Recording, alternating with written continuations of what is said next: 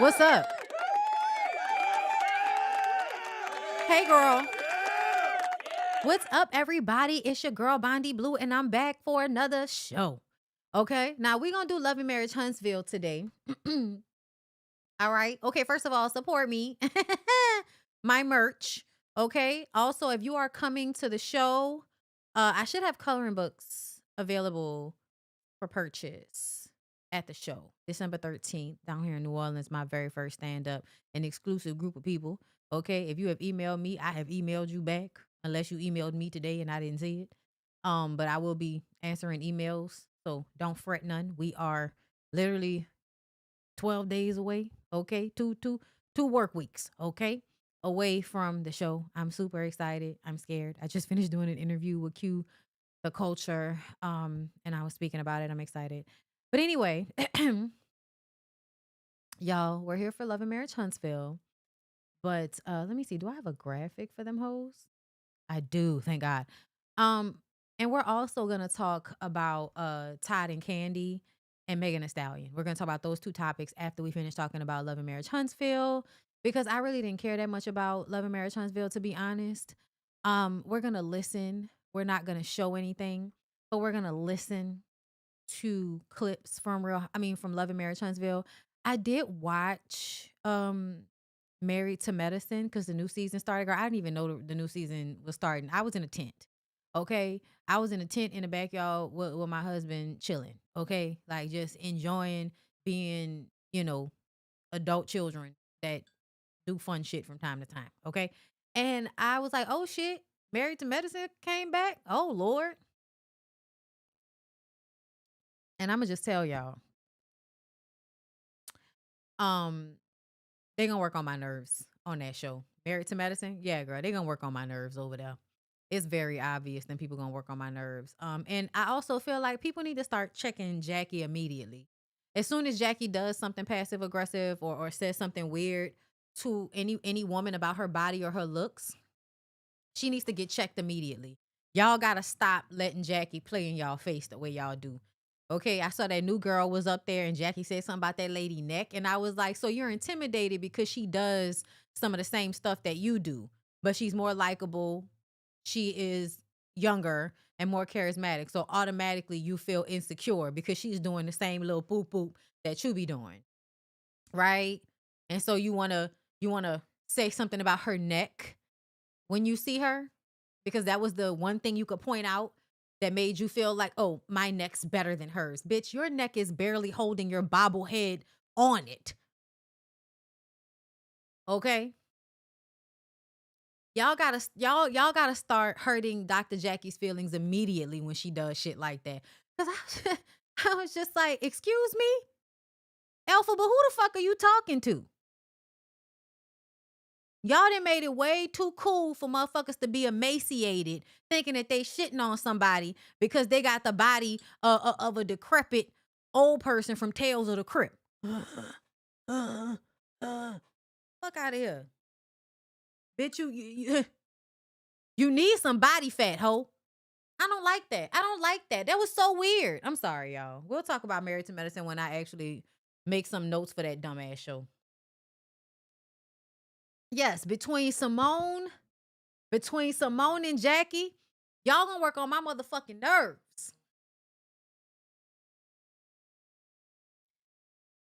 Support Paper Lux, please. Don't forget about Reset by Design Wellness. We are going to Thailand next year once again. We're going back to Thailand, girl. Go to Reset by Design Wellness. Down below, link in the description box. Come on vacation with us. Okay, because we have a good time. You're going to need a vacation after this year. You're going to need a vacation after this year. Go to Reset by Design Wellness right now, girl. Right now. Just come with us. You heard Miss Stella. Y'all remember how Stella got a groove back? The commercial came on for sandals, and all of a sudden she heard her name. You heard Miss Stella. Come now. Back and forth today. All right, y'all can hear that. We about to get into Letitia and Trisha on Love and Marriage Huntsville, y'all. Two of the most boring, tight teeth assholes. I want to like Letitia. I be wanting to like Letitia because I do think Letitia is a very beautiful woman. I be wanting to like her. But I'm so reminded that the mind is the most attractive thing about a person. The mind is the most attractive thing about a person. Because I don't care how fine you are. I don't care how beautiful you are. I don't care how chocolatey your skin is or how white your teeth are, bitch. If your brain ain't in your head right, then I don't give a fuck about your looks. I don't care nothing about your looks. All of a sudden, I can't even see you the same, bitch. What? Let's listen to what's going on with Tisha and Trisha. Oh, he doing all the dirty duty We stuff. be all over the place, girl. Good. Well, I'm happy to hear y'all still a team. I was kind of concerned a little bit. Yeah. We're still working through it because when I tell you, it has been arguments after arguments. Have y'all seek like outside help to help like I y'all communicate better? So I'm going to therapy. That's good. So you're going by yourself? I'm going by myself for now. Okay. Because I do feel like I need to work on me because it's like I bottled up a lot of anger, life anger issues, and then I blow up. Okay. I don't just blow up on family. It's like whoever comes into contact with me that presses the smallest button sends me over the edge, and I don't even know why. So has the therapist been helping you to like try to zoom in and see what is causing that problem? We're working on it. Because that's going to be better for you, not only your relationship with Ken, with your kids, with your friends, with everybody around I you, do, even 'cause with yourself. I agree. I think what this taught Ken and I, especially for me, is that we have to love each other in every season. Because you're going to have your seasons. Because we're going to have seasons. Oh, we're going to have them. Yep. But it's either we're going to, let the weather take us down through there, or we're going to get through it. I have hope for y'all. As a Black community, we've always like strayed away from going to therapy. It's like we'll pray about it and then we try to resolve things on our own. So I think it's a good thing that Trish is going out to seek the help that she needs from a therapist who can really give her the tools to do better and be better in life. I'm just happy that. So to me, the Black community has and not just the Black community, people period. Y'all go to therapy now so that y'all can say that y'all going to therapy. But are you actually utilizing the therapy? Is it actually helping you get more in control of your emotions? Is it actually helping you have a better perspective on life? I don't know, girl. Because sometimes I feel like y'all go to therapy just so y'all can weaponize the language and the verbiage against people so that you can feel important, so that you can feel smart. That's what I feel like a lot of y'all do. Because that's the inner battle, right? I hate the way Letitia has a tendency to talk to people as if she's figured something out for herself, but you could tell that she has not figured anything out for herself because she still does the same shit. When you notice that a person has not grown, therapy has not worked for them. So I don't know if Tisha ever went to therapy, but you putting on a braver face and seeming to be more unbothered now that you've went and got your body done and whatever else that you've done that makes you feel good about yourself. That's why I said, like, Letitia is a beautiful woman because I feel like Letitia knows, and this is for like a lot of dark-skinned girls. I've noticed, y'all can tell me if I'm wrong, I'm fine. That's not my ministry exactly, but I do pay attention. I feel like a lot of dark-skinned girls, because of colorism, they grow up seeing their beauty, if they are perceived as beautiful, as such a commodity, and they weaponize incompetence in company with their beauty so that they can give oh, I just need help. And that's because they're trying to over feminize themselves to make up for how they perceive themselves to be masculine because of darker skin. And I'm gonna tell y'all the truth. I feel like my mama, my mama is one of them people. Okay, my aunt, because I have, darker complected people. Everybody lighter now because they be inside more, and you stop creating a lot of melanin once you get older. But like when you grow up as a dark complected person and you are beautiful and you grow up hearing, oh, you're beautiful because you're a dark skinned girl. I feel like what I've noticed is a lot of beautiful dark skinned women will lean into what they perceive to be femininity, which a lot of the times is them acting stupid, acting dumb, being manipulative by pretending, like weaponizing their incompetence, weaponizing, oh, I can't do that. And they're the ones to me that men find will, help them fulfill a need. Y'all know how TD Jakes told y'all that y'all need to help a nigga find something to do because apparently he can't look around and figure it out for himself. So you got to tell him. Yeah, these are the women that are prime picking for that. Overly feminize themselves to the point that I feel like you become your own worst enemy to some extent because you want so badly to not be perceived as masculine or not be perceived as not as beautiful. So you do all of these things that I think put you in harm's way or make you bitter about your life. Because what I have noticed is a lot of people just let life happen to them. There are moments in your life where you have to make a decision or you just kind of fall back and let whatever happens happen, right? I think sometimes that's useful, right? When things are really out of your control, you did the best you could, like just let it be what it's going to be. But there are other times when you were supposed to actually move and you didn't. And so later on in life, you look back and realize, I should have did this. I should have did that. That creates a lot of resentment. And a lot of older people move from a space of shoulda, coulda, wouldas. They may not say it, but that's how they feel. And I feel like Letitia will eventually get older and be even more resentful than she already is because she's so young now, but she still acts like one of those women that's like, I'm in this marriage until I die, no matter what happens. And when you decide that, you're going to get to 60 and realize, damn, 40 was young. I should have left that nigga back then. But you're going to get to 60 and realize how much more life you have left and realize how you really played yourself cheap.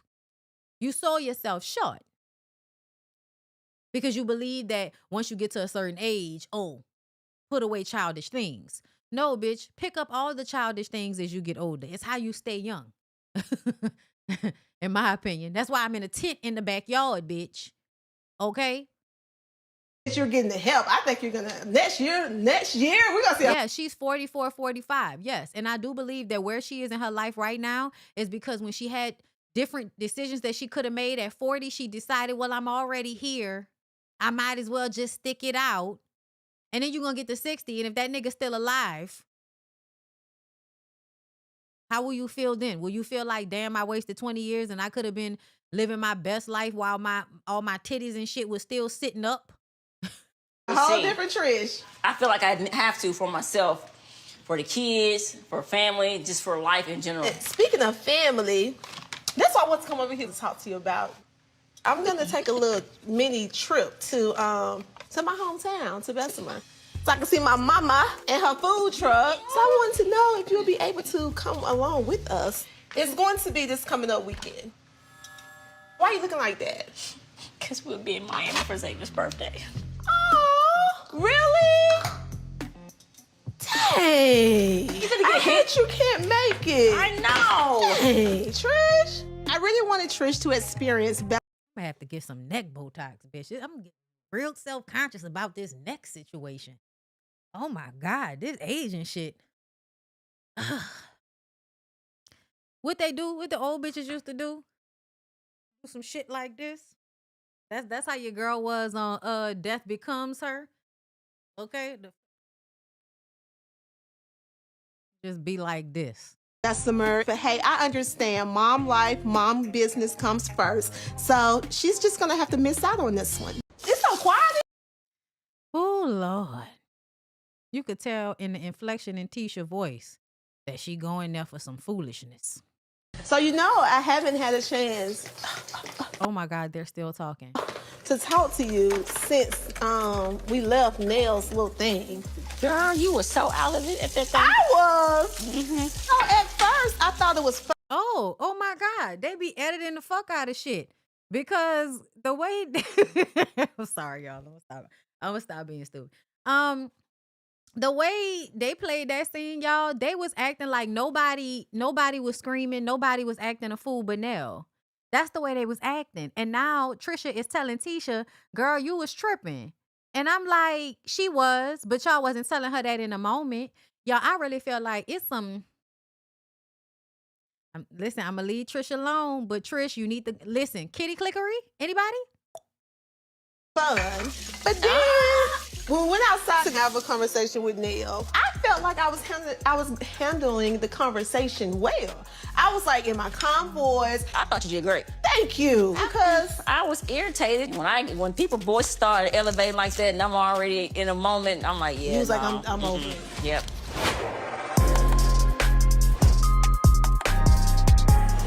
I said, Child, please. Y'all seen Trisha and Kimmy. I really do feel like I feel like in real life, Trisha and Kimmy bump cats. Girl, please do. Please do. Y'all saw that video of them on Facebook, right? Everybody saw that video of the way Trisha was humping on Kimmy down to the birthday party. Listen, I feel like y'all will both be happier. Y'all go kitty click. Y'all can go back to them weird niggas after y'all done. Niggas ain't going nowhere. my voice. I mean, were you screaming at somebody or something? I didn't think I was. I started out very calm. It kept going. You did, and they was bothered by your very player-like body language. They was bothered by it. When she bitch was like, what the fuck y'all think y'all doing? What y'all think y'all finna do? I'm talking about Sky Point 1, Sky Point 2. What y'all think y'all about to gang up on me, bitch? Like they was mad. Well, how are we gonna resolve this? Do you have a problem? Do you have? And I'm like, I don't have a problem. Damn, I'm sorry. I gotta pull this comment up. Nigga said Trisha on whoever's side she is with. Listen, nigga called you a follower. Wow. Nigga called you a follower. He was a following ass man. That's a good point. And then Destiny said, Who's saying this? Kimmy. Okay. And then Destiny. Everyone's saying something at this point. And I'm like, So I'm two on good. this side got the gas and the other two on this side got the light. Ooh. Yeah. And that's... Listen. If ain't nobody gonna pretend to have your back like your husband, come on now. And that's the same thing, like Kimmy. When really, I'm gonna tell y'all, I'm sorry, y'all. Everybody be like, oh, men need to stay out of women's business. Shit. Because who's gonna have your back when it's you with your back up against the pool with 3 bitches that act like they kitty click and so they in cahoots? Was saying, Kimmy was like, you just can't be yelling at me. That's the Yeah. problem. I'm happy to hear that it just wasn't me. Like, she was just on 20. And I'm like, what is wrong with you? And Kimmy... You're gaslighty as shit. Your whole tone of voice. Whenever she goes high up in her octave, I can tell she knows she's lying. Like she knows she's pouring gasoline on some bullshit. Kimmy says, don't you yell at me. Well, what do you think you're doing right now? But y'all apologized and hugged it out, right? I'm cordial. I can apologize. Okay. Kimmy's apology, it was a public apology, so I did accept it. Normally, I don't do. Oh, and see, once I realized this is when I realized that because Kimmy knew that at some point people were gonna be like, bitch, who told you to threaten that girl physically just because she was saying something loud that you didn't like? That still don't mean take it to physically threatening her. You took it to a whole nother level. Because at that moment, you didn't like what she said. So you said that shit up out your mouth. And then in order to force Nell to receive the apology so that you wouldn't have to actually be accountable for what you did, you hurry up and apologize in front of everybody, which forces Nell to accept the apology. Because if Nell doesn't accept the apology, then it makes it even more so like Nell is the problem. I think Kimmy has learned really great manipulation tactics and ways to dominate people in discourse from her husband. So congratulations. He's taught you well on how to gaslight people and then play victim. That it normally takes more time than that. So I still have my guard up. Most definitely keeping my eye on these ladies. No, I think what happened was the whole issue about her grandbaby. You know, we did some stuff in LA, and she said that she had to leave early. I thought she said because of the delivery of the baby. He had got a call saying he needed to get back. He had a baby on the way in labor. I saw that on social media. Me too. We all did. Kimmy, was you a part of that conversation when she said the reason they had to leave LA early was something dealing with the grandbaby? I felt like you said it did have something to do with you had to come back home for the situation. I did not tell you that. I feel like... Okay, So like I told y'all last time we talked about this, very specifically, if you listen to what Nell said Lance had to go back because of the baby. But she's telling y'all this story after the fact. So there's a possibility that Nell was not saying I left because of that, but saying I found out about it after the fact.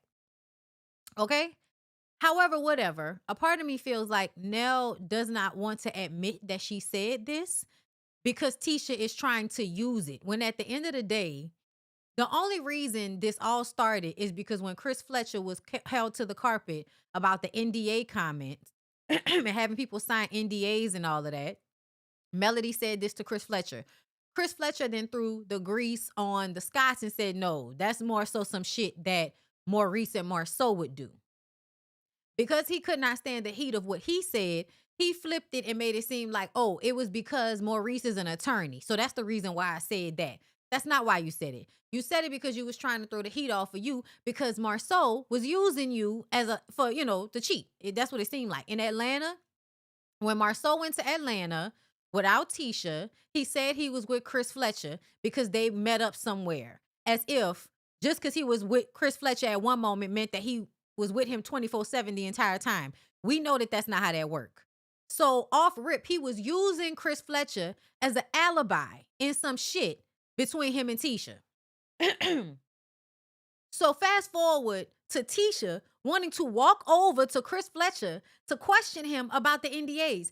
Why would you even go over to him? And that's the thing that be making me mad at Tisha. Tisha, please stop acting like you give a fuck about what people think about your marriage. If you don't care the way you say you don't, why would you even go and say anything when you know them men throw dirt at each other all the time? Because them niggas are in cahoots when they do dirt together. And so they low-key threaten each other out in the open in front of everybody to try to hide what they doing, but let the person they talking to know, hey, nigga, don't make me spray you. Excuse me. So that's what I believe that the men are doing. And so if the women are going to stay with these men, understand what they're doing and do not engage in it. But Tisha always wants to engage because like a lot of women who are being emotionally and psychologically abused in their relationships, they have to find power somewhere. And on this show and the dynamic that they have on this show, Tisha is able to find some empowerment through fighting people on the show and fighting people in the comments. And then, of course, playing victim. Okay? So that brings me back to this situation where the reason why Nell feel like I don't even owe you an explanation, I don't even have to agree that I said that shit to you because you always got some little slick shit to say when really it's your husband that started this shit. And because you don't have the smoke for your husband, you want to have it for my husband and you want to have it for everybody else. So that's low-key why I'm on Nell's side with this. This does not negate the fact that Nell, attention-seeking, immature ass, played the role with the cast against Mel. But I am a case-by-case situation type of person, meaning that I'm gonna deal with the situation for what's happening right now. Yes, all of that is in my mind, but right is right, wrong is wrong. Get the fuck out of here, Tisha. Stop trying to check people about your husband. Your husband is the one that does all of this weird-ass disrespectful shit. Stop being emotionally affected by it. Try that. She wasn't supposed to talk about the baby. Yeah, so if you didn't say it, then how does Tisha know? Somebody has to voice it. How would I know? It didn't come out in the air. How would I know? I know all this went on with you and Kimmy. Where did it leave you and Letitia? Nowhere. She ain't talking to me and I ain't talking to her. And that's the problem with this group of ladies that I have. It's always something, but it's always pointed at me. Why am I defending myself, my family, and especially my granddaughter? I'm not gonna keep talking about my granddaughter. I mean it. And Nell, nobody's talking about your granddaughter, sweets. That's what y'all do when y'all want to deflect from whatever the bigger issue is. You don't want to deal with the fact that you was trying to check Destiny about what she was doing with her coochie while your son was impregnating whoever the fuck he wanted to. So because you didn't want to deal with that, we get here where now I don't want to talk about my grandbaby. Girl, it's not about you talking about your grandbaby. You can either confirm or deny that Lance left, you and Lance left the reunion because the baby was being born. We know the baby was born, bitch. So why are you acting confused about it? I feel like it's a way to be contrarian. It's a way to not acquiesce to them by saying, I did say that to you. Because why do you even care about why we left? And really the only reason it was brought up now about why you left was because of the way y'all were trying to hem Destiny up, because y'all are trying to portray Destiny like some hoe because she's dating or talking to men in the same circle. I personally feel like I don't fucking care. I barely care. Like, Destiny is low-key boring, and this is the most entertaining that she's been. I'm not pussy watching. That's weird to me. Okay? And I don't like when mothers who know their sons do whatever the fuck they want to do decide you want to be pussy watching another grown ass woman instead of just being like, well, they single. They're both young and single. They're dating, but that doesn't mean that she can't flirt. That doesn't mean that he can't go and impregnate some other girl. What are we talking about? But you wanted to be defending your son because y'all always trying to defend some nigga and it's unnecessary. And that's how you end up in this situation. Because y'all don't know how to stop defending dick that don't need to be defended. Nell was defending her son unnecessarily. Tisha is defending her husband unnecessarily. This is why I say, stop doing all of that shit. Stop. I've already reviewed Bell Collective. It's just behind my paywall. This is the beginning of the month, and I just decided to make this. I'm sorry, I should have said that before I started this live. Like, I'm giving this to y'all for free, but this normally happens behind my paywall. I have already reviewed the whole season of Bell Collective. I reviewed this show. I reviewed Love and Hip Hop Miami behind my paywall. People do too much when it comes to these shows, so I only come and give y'all a taste ever so often. You can be a member on YouTube, Patreon, or my website, bondyblueshow.com, or you can pay per watch on Patreon. Okay? But that's normally how this go, girl, just so y'all know. Okay, let's continue on.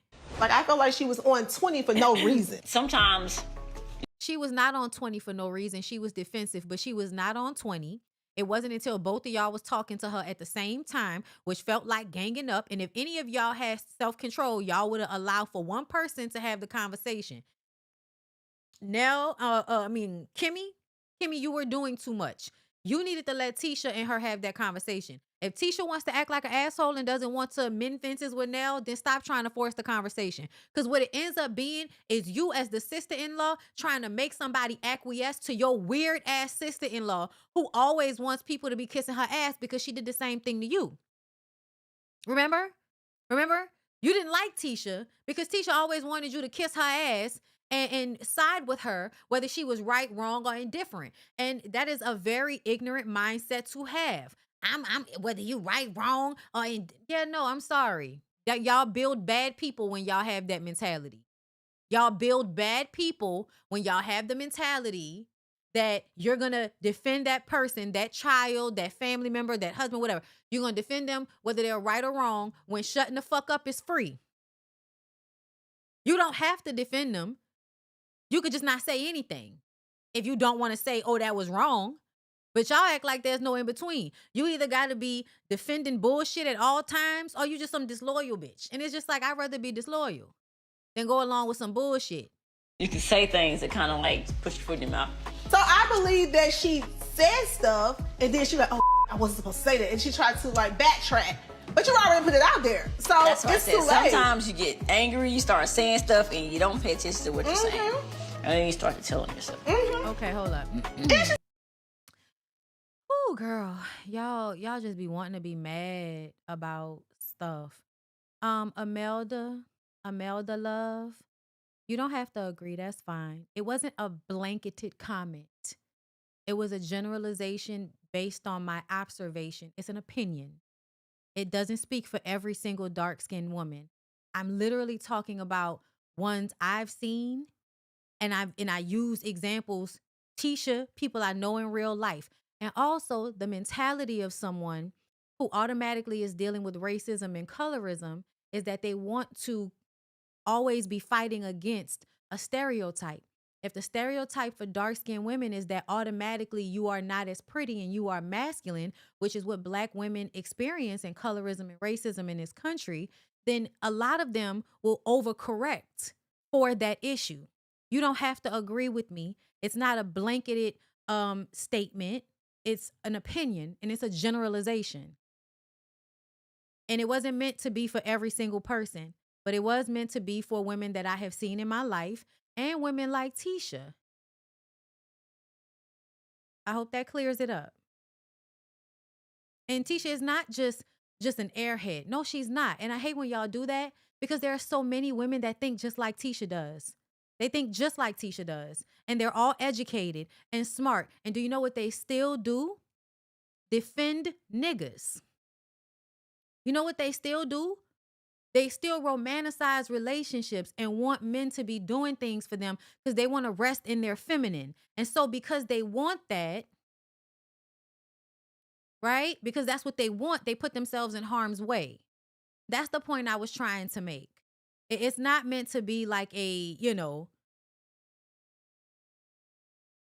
an indictment on dark-skinned women, but just to be mindful of how when we are trying to overcorrect for racism and colorism, we sometimes do things that put us in harm's way because we're trying to offset for how people are seeing us, right?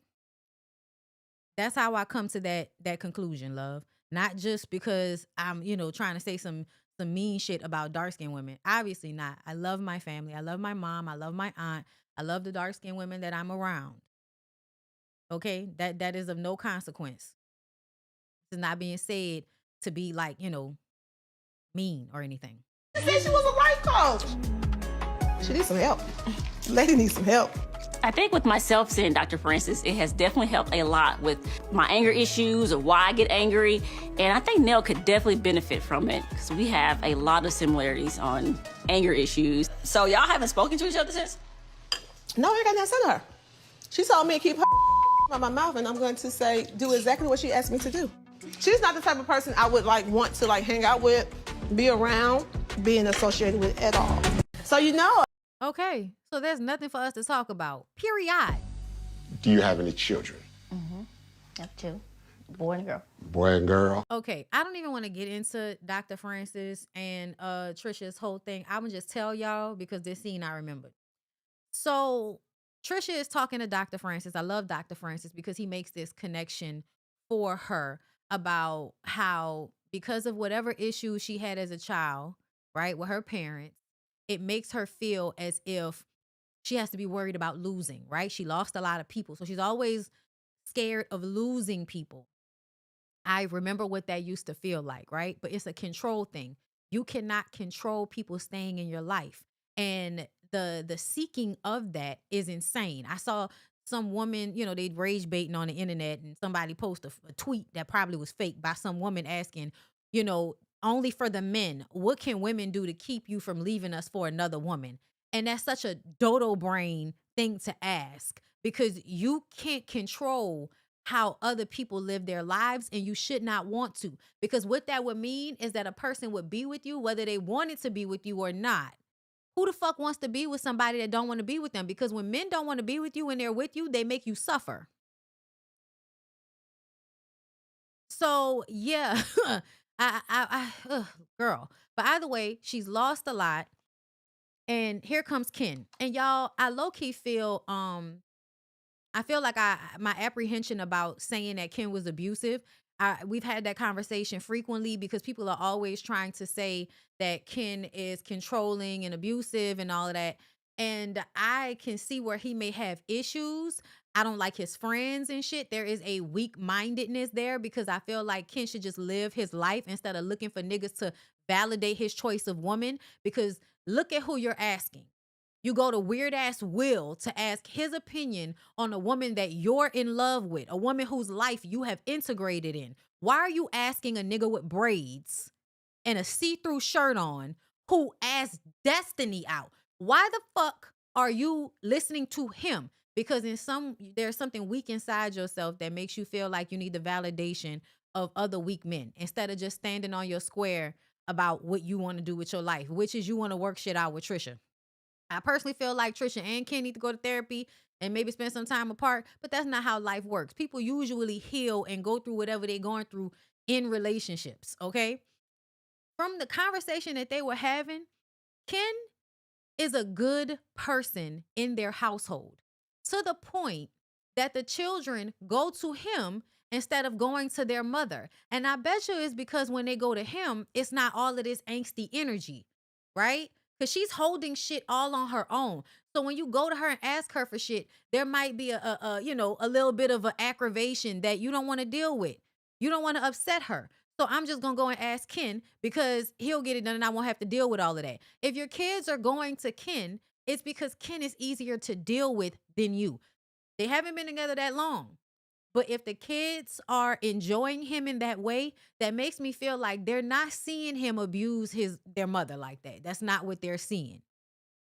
They're seeing their mom be toxic, been toxic, their daddy was toxic, and then watching this new person come in trying to deal with all of this toxicity. Because we've heard the son say out of his own mouth how he feels bad for Ken because he knows Ken is just like wrapped up in all of the things that are happening.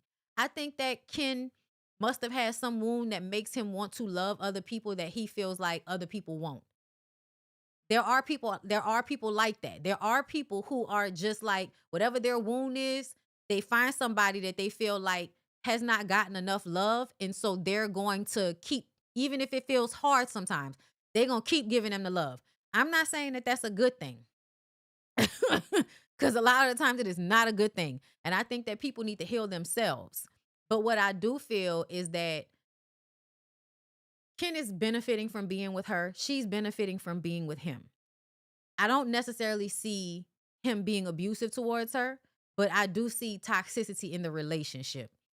But I'm glad that I didn't run to that assumption because I didn't feel that from the way he was moving, right? I just didn't feel that. You don't know people. People present themselves a certain way. I don't know this nigga in real life. But when them kids say that they don't have a problem, I'm going to listen to the children. That's who I'm going to listen to. Okay? Especially the boy child that had to watch Ken almost put hands and feet on his daddy. If he is still not mad at Ken, that lets me know that Ken is probably not the biggest issue here. An unhealed woman with anger issues and control problems. Okay? Trisha. Where was she at, girl? Trisha. And narcissistic daddy. Like, oh my God. The daddy, I'm so glad that nigga went up. Like, y'all, oh, it's so good. No, y'all really do think any old daddy will do? No, any old daddy will not do. Okay? Any old daddy will not do. And I'm so glad that Marquez decided to go back to wherever the fuck he was and leave these people alone. Okay? Talk to your children on the phone. But please leave Trisha and Ken the fuck alone. Stop having weird ass circular arguments with these people so that you could get some type of enjoyment out of getting attention and energy from them. Because that's what he was doing. Gaslighting the piss out of everybody. I'm so glad he's gone. Okay? Trisha is getting help. She needs the help. And Dr. Francis makes her realize that she needs to work on her control issues because how are you mad at Ken and how are you mad at your kids? Because they like your partner, because they do feel safe with him. You're now feeling jealous, like you're going to lose your children to this man. And this is how you know a lot of mothers don't even realize how they sabotage their own children. I hear a lot about from teachers about how they feel like sometimes their parents don't really give a fuck, but they really don't like their kids because they don't want their kids to do well. Like a lot of people are like stupid and they have children and they put their children in school and the teachers are like, you need to do this, this, this, and this. And it's like they don't want to do it because then it would make the kid smarter than them. And they don't want the kid to be smarter than them. So they purposefully sabotage their child from doing any better, right? That is low key, I feel like this situation where you literally you've actually somehow gotten a guy that is helping you take care of your children that is not harmful to them. And you're upset by this because it takes the control away from you. Yeah, you got to get some help with that. And you're going to have to counteract that. You have to counteract thoughts like that. And if you want to be alone and be single, maybe you should do that. But the idea that you're going to be able to have these children in a household with this man and keep them from growing close to him, yeah, that's crazy. That's crazy. Let me read this super chat. Thank you, Kendra. Some men do make you suffer because you want to be them, and then the men treat you with disrespectfully, he'll say, "See, I told you I wasn't ish." I think let me try to fix it. Some men do make you suffer because you want to be with them. And then the men treat you disrespectfully. And then when the men treat you disrespectfully, he'll say, "I told you I wasn't ish." Yeah, no, they do this. They do this. It's so weird. It's so weird because they do everything in the world to try to convince women to still be in relationships with them and act stupid. But then when the women act stupid and then hold, like, "Oh my God, you hurt me. Bitch, you knew I wasn't shit." Girl. That's why, when everybody be trying to talk me out of my stand, "Oh, you hate men, girl. I don't give a fuck. You can think whatever the fuck you want to think. I know I have a peaceful life and you can suck my dick. I know that." Child, Trisha and Ken was not innocent. Who said they was innocent? I hate when y'all say this statement. I hate when y'all say this statement because to me, all it means is I don't have a real thing to say, but I don't like these people. And Alex, come with something better. Give me something more concrete besides they're not innocent. I don't know where y'all get that anybody's innocent of, like, where do y'all get that? That's such a statement that y'all say all the time that I hate hearing from people because it doesn't mean anything to me. Please find another way to communicate how you feeling about Trish and Ken because that's not good enough. Let's move on. Trisha is getting the help. Let's hope it actually helps. All right, now we got Kimmy, Letitia, Destiny. Talk about what happened at the Fletcher's game. Let's get into it. Your shot. I got one already. They all played a part. Yes, they did all play a part. It's a family dynamic. So yes, everybody plays a part in the situation. I've talked about how I feel like, Trisha is the issue, but what I'm saying is I'm not thinking that Ken is abusive based on what the children say. You're like, child, they're all not innocent. Okay, so what have they done? You telling me that everybody played a part is still a generalized statement. Ready. This yours right here. So you didn't invite the rest of the ladies? Trish had to work. What about now? I'm talking to Nell. Why would I talk to Nell? Did you witness how she treated me? You saw her kid. Girl, you are such a fucking victim. Have to be yelling in the pool when she was yelling at her. Listen, don't. No, she said. My mama yelled back Give me with went her from with no I problem. can't do all that holler and then. Exactly. You not disagreeing with me? Okay. Well, I'm sorry. I perceive nah as disagreement. My bad. That lip went up. She Did was the Baltimore came out? No, and call it like it is though, for real. I asked her 3 times to stop yelling at me. She kept saying she wasn't yelling. Even Trisha leaned over. Who had to work? Who had to work? Nobody had to work. She was like, "Stop yelling! You are yelling at her." The fact that Trisha felt the need to be over top of you as if you needed a fucking bodyguard is weird to me. And gay, like I said. Telling you to stop yelling at my ass. Stop yelling at me. She didn't. I wasn't yelling. Yes, she did, Trisha. What the fuck are you talking about? That's the shit that be making me mad. She did. That's y'all ganging up on her because people tell her stop Y'all were ganging up on her, Letitia. yelling. But no, I'm saying before that. We played this clip on my last live, y'all. We played this clip.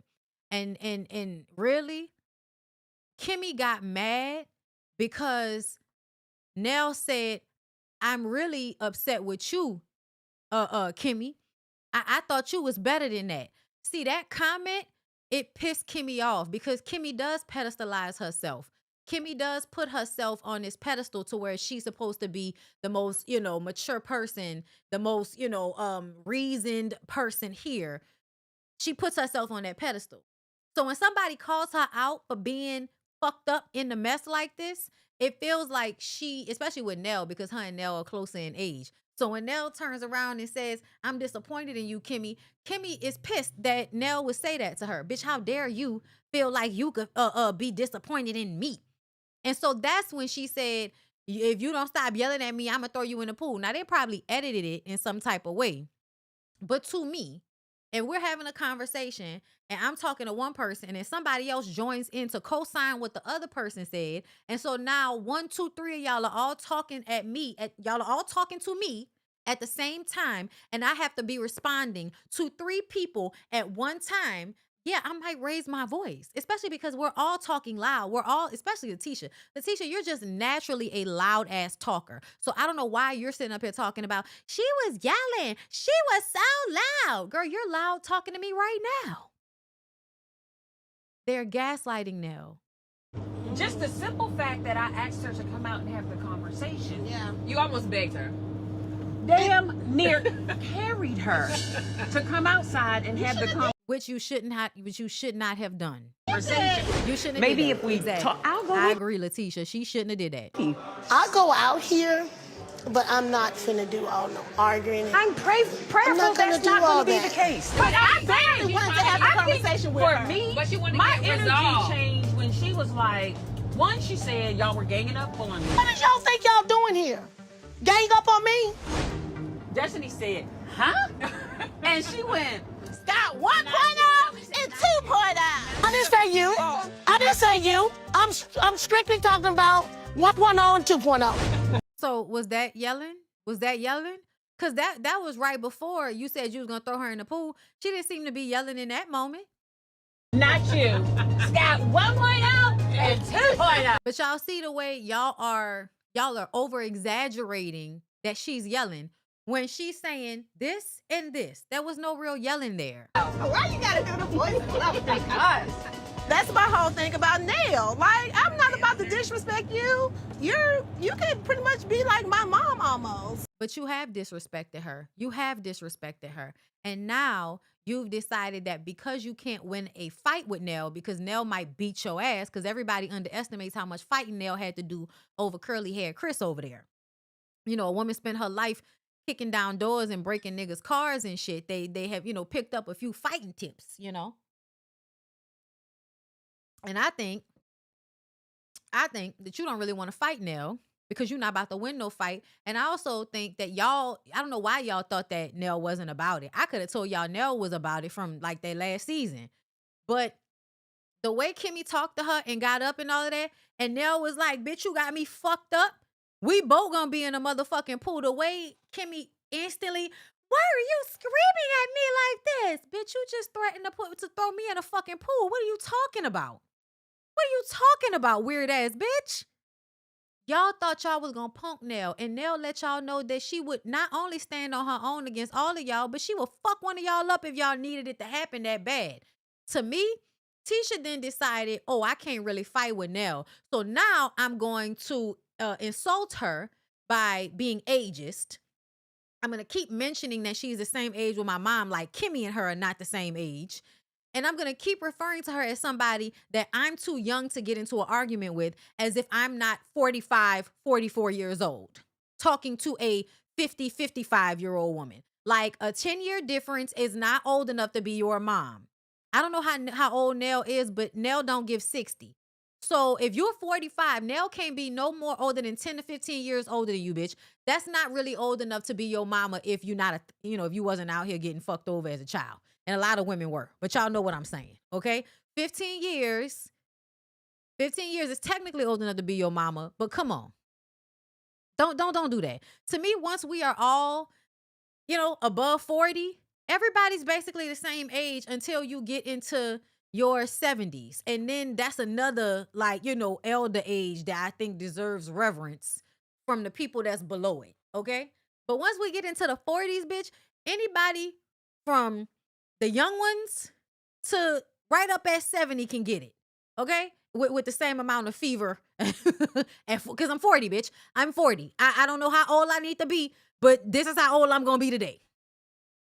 To me, Tisha got scared. Now Nell too old to fight because you think you going to lose. So now you going to call your mama because that's what you do whenever you, start a fight with somebody and you write a check that your ass can't cash. You go and call your mama to cash it. You cannot!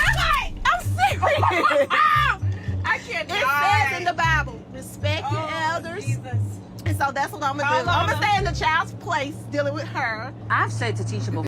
And see, that whole mentality, I'm going to stay, you are 40 years old, Tisha. What do you mean you're going to stay in a child's place? That whole mentality of grown people saying shit like that, even in jest, is because you feel like there is a adult age of 40 to 45 where you have to submit yourself as if you are a child to someone that is between the ages of 50 and 60. Is that right? Is that right? I think not. I think not. And the fact that you are, this is what I was talking about. The fact that you are willing to weaponize incompetence, to infantilize yourself, to make yourself a child so that you can go and run to your mama to handle your battle, and you wonder why that nigga is over there slinging you every which way but Sunday. And I'm talking about mentally and emotionally. Marceau is not even that smart, but the way he's slinging your ass hither and there emotionally, it can only be you choosing to be stupid like this. Not that you actually are, but the choice, the committed choice to be this stupid. Oh, I think there's something else, that there's some kind of issue somewhere else, and I don't know what it is. I'm gonna tell you what I think it is for the both of them. Y'all both have said things about each other's husbands. Because of what her husband is saying about, he was making jokes about Marceau and Maurice. And today, 2025, I'm tired of people joking about it because it ain't funny no more. So that was my whole thing was, I didn't even have an issue with Nell. Woman to woman, You ain't I'm even like, got let's no just stop reply to it. that, do you? It's weird, huh? It's not really a What do you mean you ain't even got no reply to that?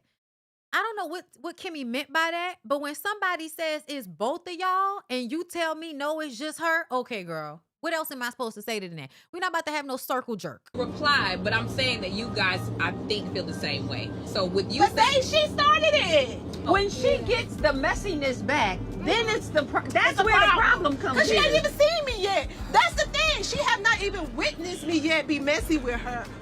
Or she has not even witnessed but me I come for her think yet. that Really, Kimmy? Really, Kimmy? Really? I expect this stupid shit from Tisha. But really, Kimmy? you let that comment go about your husband. Y'all had y'all conversation, but I don't know if she's really let it go. Because it's the truth for her. And that's my thing. It's a real issue for her. No, it What is a real issue for her? is. What is a real issue for her, Kimmy? What is a real issue for Nell, y'all? Husbands making people sign NDAs? Oh, I'm sorry. Are Marceau and Maurice supposed to be not doing the same shit that Chris Fletcher is allegedly doing? Is that what we're saying? I'm so confused. Yeah, so don't play with me. I really don't like being the middleman, and it seems to be the running thing in this friend group. It's really annoying, to be honest with you, and I don't know how to handle it. I try my best to be as neutral as possible, but that never works. I'm the person that's in the middle, being in a tug of war. I didn't tell you this, and I should have, but I forgot. But when I met with her, she was like, she need not worry about my husband. She need to worry about that girl on that video, on that tape. Baby, I ain't worried about them. Do you see me? Destiny, that was so weird. That was so weird. You didn't have to bring that up. But Tisha, girl, what?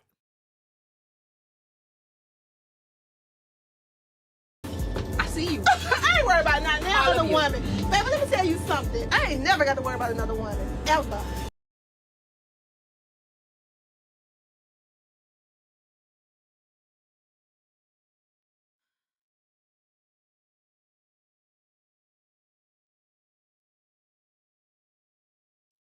Tisha, you don't believe that.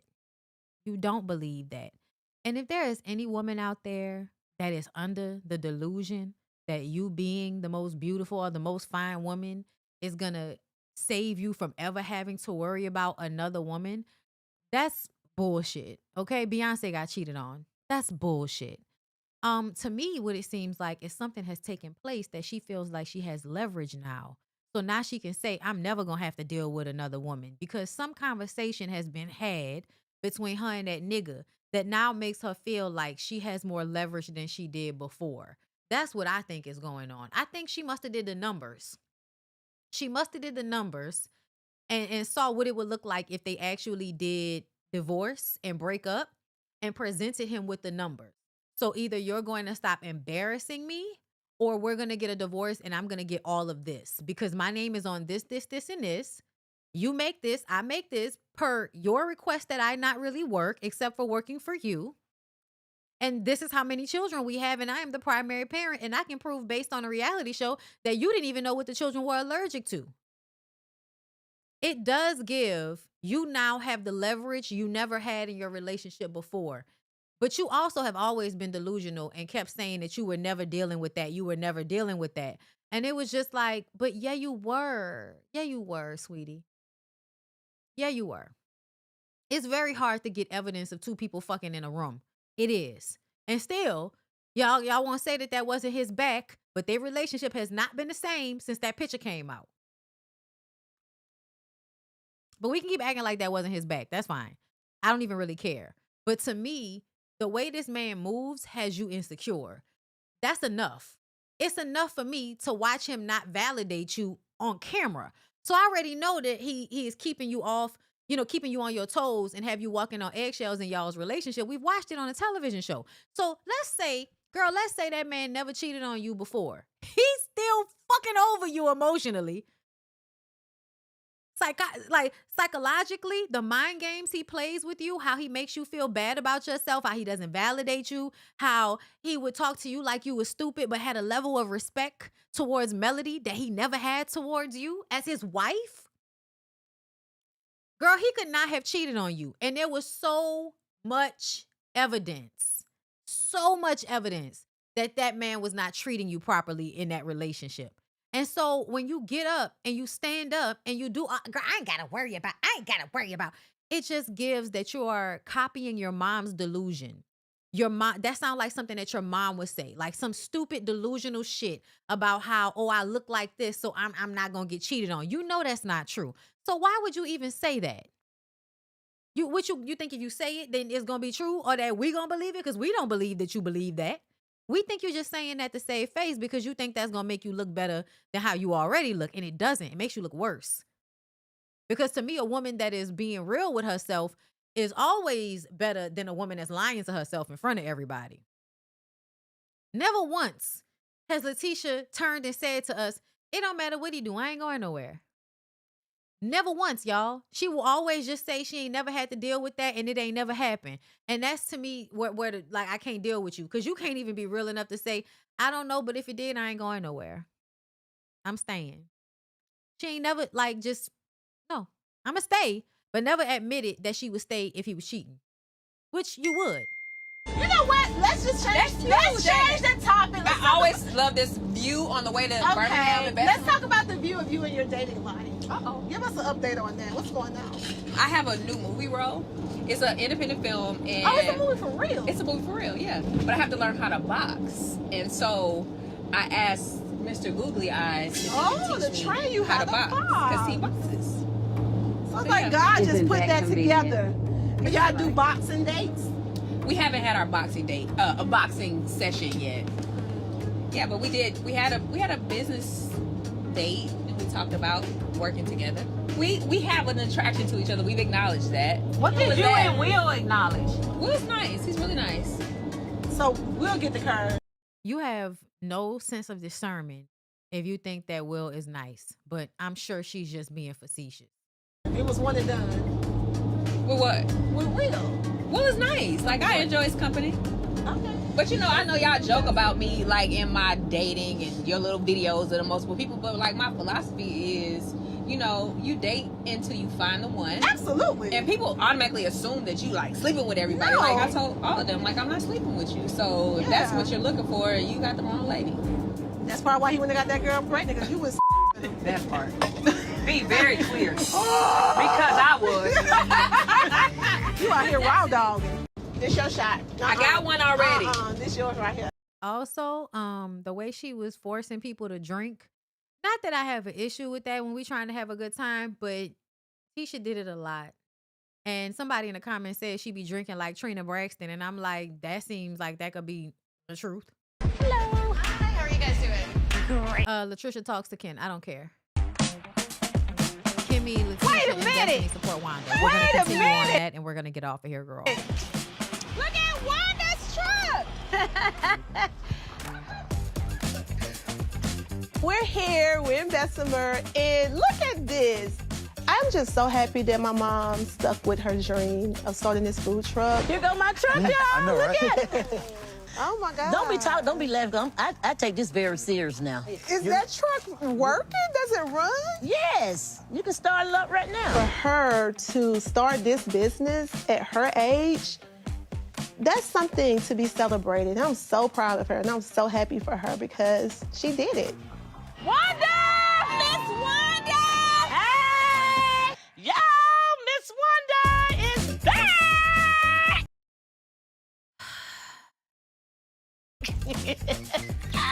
Come on, girl! Yeah, you got your truck! The hoes came from Huntsville. I'm so glad to see y'all, though. I like your truck, Wanda. Well, thank you. Congratulations. We about to order, yeah. We I gonna want the order. loaded chicken potato. I want steak. Steak. Medium. Medium. Don't cook my steak all the way to the bell. Baby, you don't know you in decimal. We do everything wrong. You pick it. Because I don't want my steak cooked like a belt. It's not gonna be cooked like a belt. It's gonna be cooked like steak. Okay, that's what I want. All right, y'all, give me a minute. I'll be back. Okay, she said, let's go sit down. I'm always nervous when they come to meet Wanda. That's just keeping it real. Because you just never know what's about to pop off. I'm excited that Wanda is opening up her food truck. That is where my excitement begins and ends. Everything else is sheer nerves.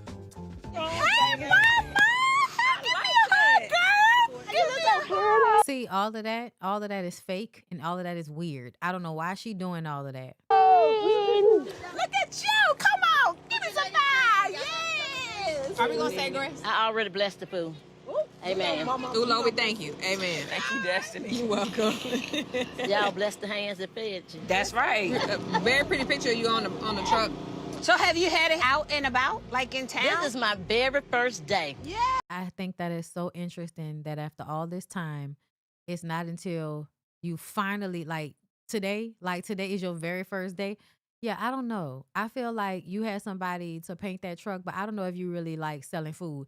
Anybody that's out there in Huntsville, let us know. Oh, in Bessemer, let us know. Is she really cooking food out there? Do y'all really be seeing her out there cooking food? Hey, this is a great location, too.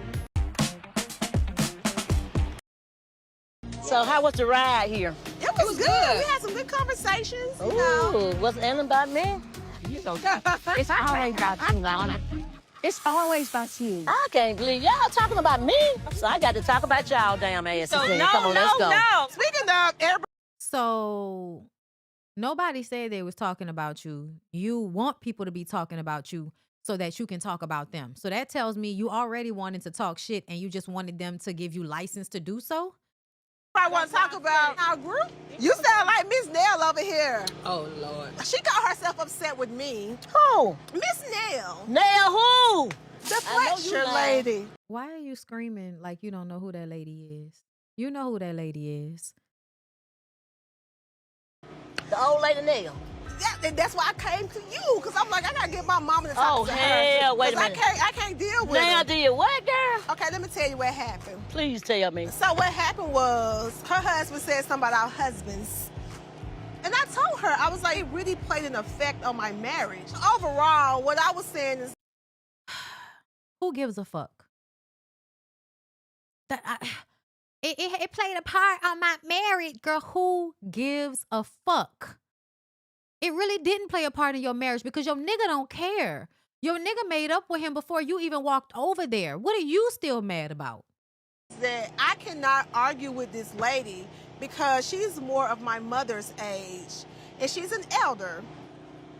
And you know what the Bible said about your elders? No, you know what your mama said about the elders. Okay, not your definition, but the Bible. Okay. You respect your elders, so your days won't be cut short. When you've been trained that way. Exactly. So I was like, I'm gonna have to let my mama handle Miss Nell because I'm not about to go back and forth.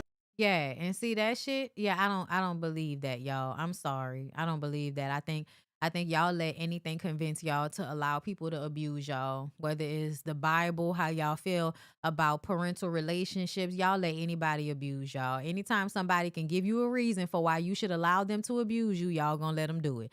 That's your mama, let her abuse you. That's your daddy, let him abuse you. That's your siblings, let them abuse you. Okay? Just ignore how they hurting you, girl. And that's what she sound like. But she full of shit. That's why when I told y'all she speaks in that high octave when she's full of shit. Pay attention. This lady to And get you my shouldn't days have to cut go back short. and forth with her.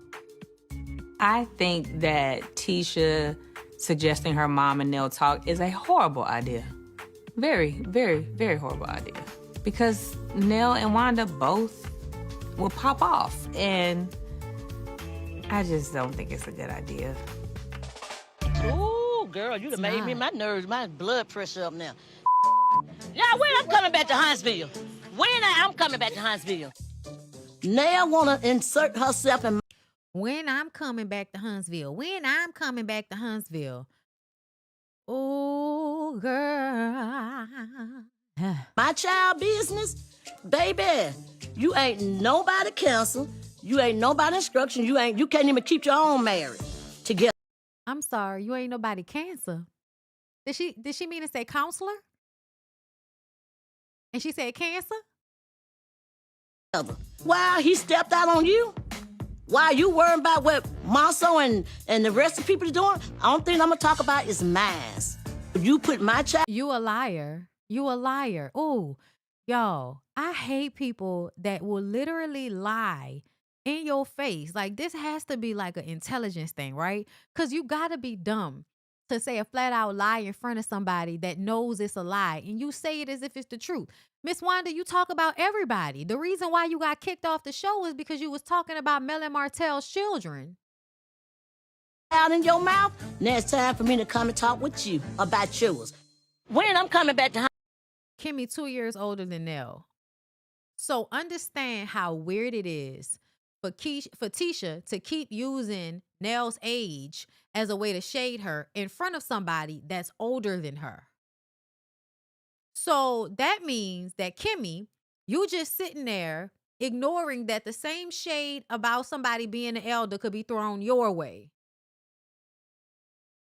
Okay. All right. Okay, girl. I just want to make sure that we're all clear. We're all clear, right? Did y'all get a community is not okay crop top or crop sweatshirt yet? I'm waiting on my crop top. Huntsville, I need to know. Anytime you're ready to drive to Huntsville. Okay, I'm Do coming. you think it's really necessary for them to have a conversation? Oh, hell yeah, it's gonna be necessary. It was necessary for her to step to my damn daughter. The thing is, she didn't say it to Tisha. She said it to her. We thought everything was fine. She stepped to Destiny, so that's not Oh, what she's talking so about. you was the bone carrier. Oh. No. They carried their own bones before I even got in the But picture. she said she told you, and you told Tisha. No. Miss Wanda, you know I adore you, but please stop. Please. Ain't that the pot calling the kettle? They had their own issue. Y'all, not y'all making me like fucking Destiny. Because who else? Like, when you take all the sense out the room and only one person left has a little bit of sense, then you must liken yourself to that individual. My God. And apparently they resolved it, but when I talked to her, I didn't know that they hadn't moved forward. And when I brought it to her, she's like, we already talked about this and we're supposed to be good. And then she said, tell Letitia Scott to get my ain't about her out. I think you could have left that part out. That's what she said, though. Isn't that what she said? I'm just saying. See, y'all hear that high octave? Y'all hear that high octave? In front of Wanda. I see what Tisha's doing. She's, sending Wanda to do her light work. That's not even a conversation. So we all know what's happening. We all know what's happening. Kimmy said that she's sending Wanda to do her light work. It's not light work, though, Kimmy. It's not light work. If it was light work, she wouldn't have to go get her big gun, which is her fucking mama. Light work is handling it on your own. To be had. It's just not. It's kind of like sicking your dogs on somebody. Bad idea. Horrible idea. So how was the ride here? Isn't that funny how you will willingly back her up all the way till she does the dumb shit and then turn around and say, I can't believe this bitch doing this dumb shit. That what was she the want whole from you? thing. I don't know what she want from me. And then she felt like me and Kimmy wasn't being transparent because when she was asking us about the whole interview situation, I was like, but you weren't being transparent. I said what I had to say on my social media page. How do you two ladies feel about what Martell said about your husbands? Me and my husband did a live, and we absolutely discussed how we felt about it. So if you want to know how I feel about it, go watch it. Why it sound like she said me and my husband was alive? That's what it sounded like. But I'm sure she said we did alive, not we was alive. My God, if you just slow down, you could get the words out. I just want to know, what do you feel about it? About what? About the So we're mad at Nell because Nell asked them what was going on with their marriages in the video that had came out, right? We mad at Nell. So now we want our mama to go beat Nell up. The mama turned around and asked Kimmy the same question that Nell and them was asking Tisha. And now she's saying, I'm not asking you, Tisha. I'm asking Kimmy how she feel. So how the fuck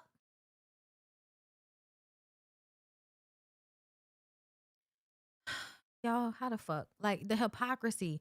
They just be choking on hypocrisy. Do you know how crazy that is for y'all to be sitting up here digging this hole for Nell to be in, and then turn around and have the mama ask Kimmy the exact same uncomfortable ass question, and then because Kimmy don't want to fight with Nell, you bow your head and kind of hem and haw your way out the conversation instead of saying, didn't we just say that we don't want to be asked about that? Didn't we just say? Wasn't that what we were just talking about?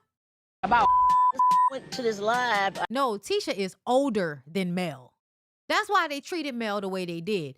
A lot of times, you know, older people will have envy of younger people because the younger people were fearless in a way that the older people were not. Generalized blanketed statement. I hear about Marceau and Maurice.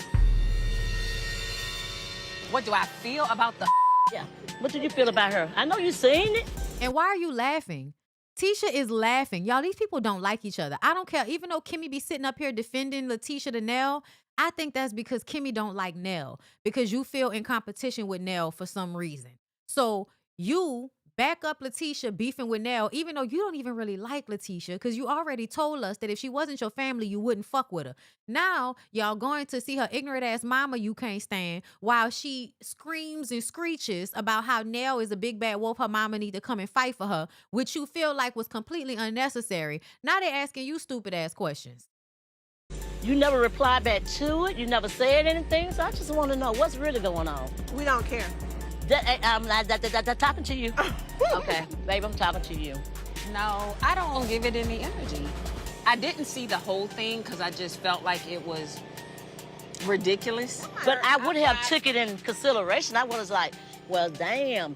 This bitch said she had it in the butt, in the mouth at the same time. Why you repeat it? Because it happened, right? So at this moment, after all this screaming about Nell, mama say, so you didn't take it seriously what the young lady said? I mean, I would have took it seriously because I know how these men are. Mama turn around, start making fucking sense.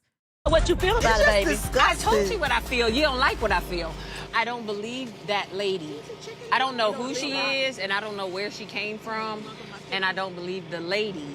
You didn't conversate with Maurice about it after you heard No, about I it? did. I said, do you know her? Like, who You is actually she? believe it? You don't believe it? No, I don't. If a bitch come to me and says something happened, I'm not gonna sit down and not take in consideration what damn just was said. You believed her? And certain things. But Wanda, there's been many times I've said very plain, I think that people can cheat. I don't have any issue with knowing that men, women, whoever can cheat. That, no ma'am. So now you're saying you're okay with him cheating on you, but you just know it's not that type of woman because that's beneath what you think he would go and fuck.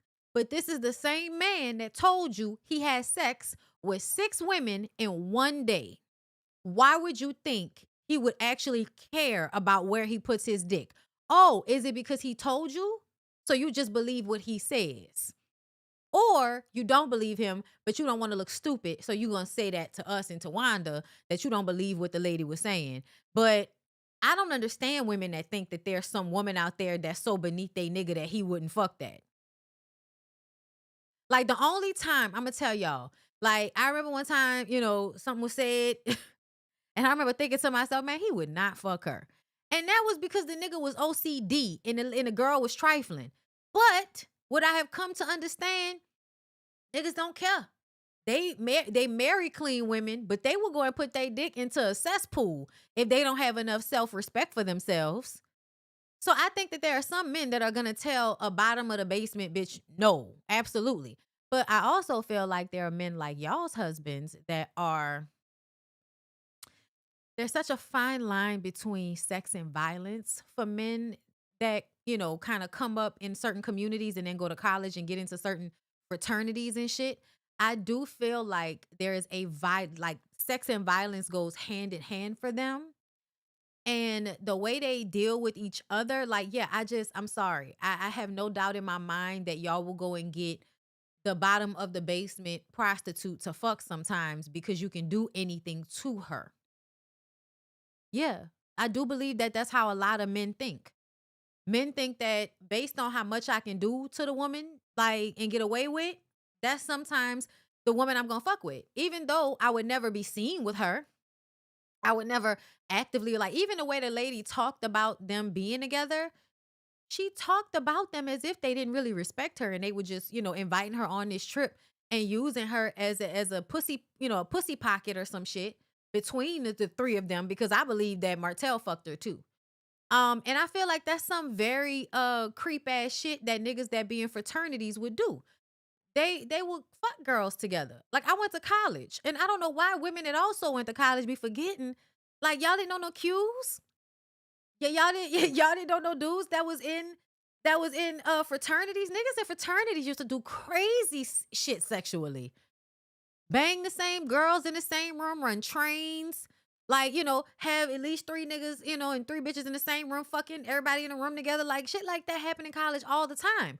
So for you to feel like that he wouldn't do that because that woman is just too, girl, please. Girl, please.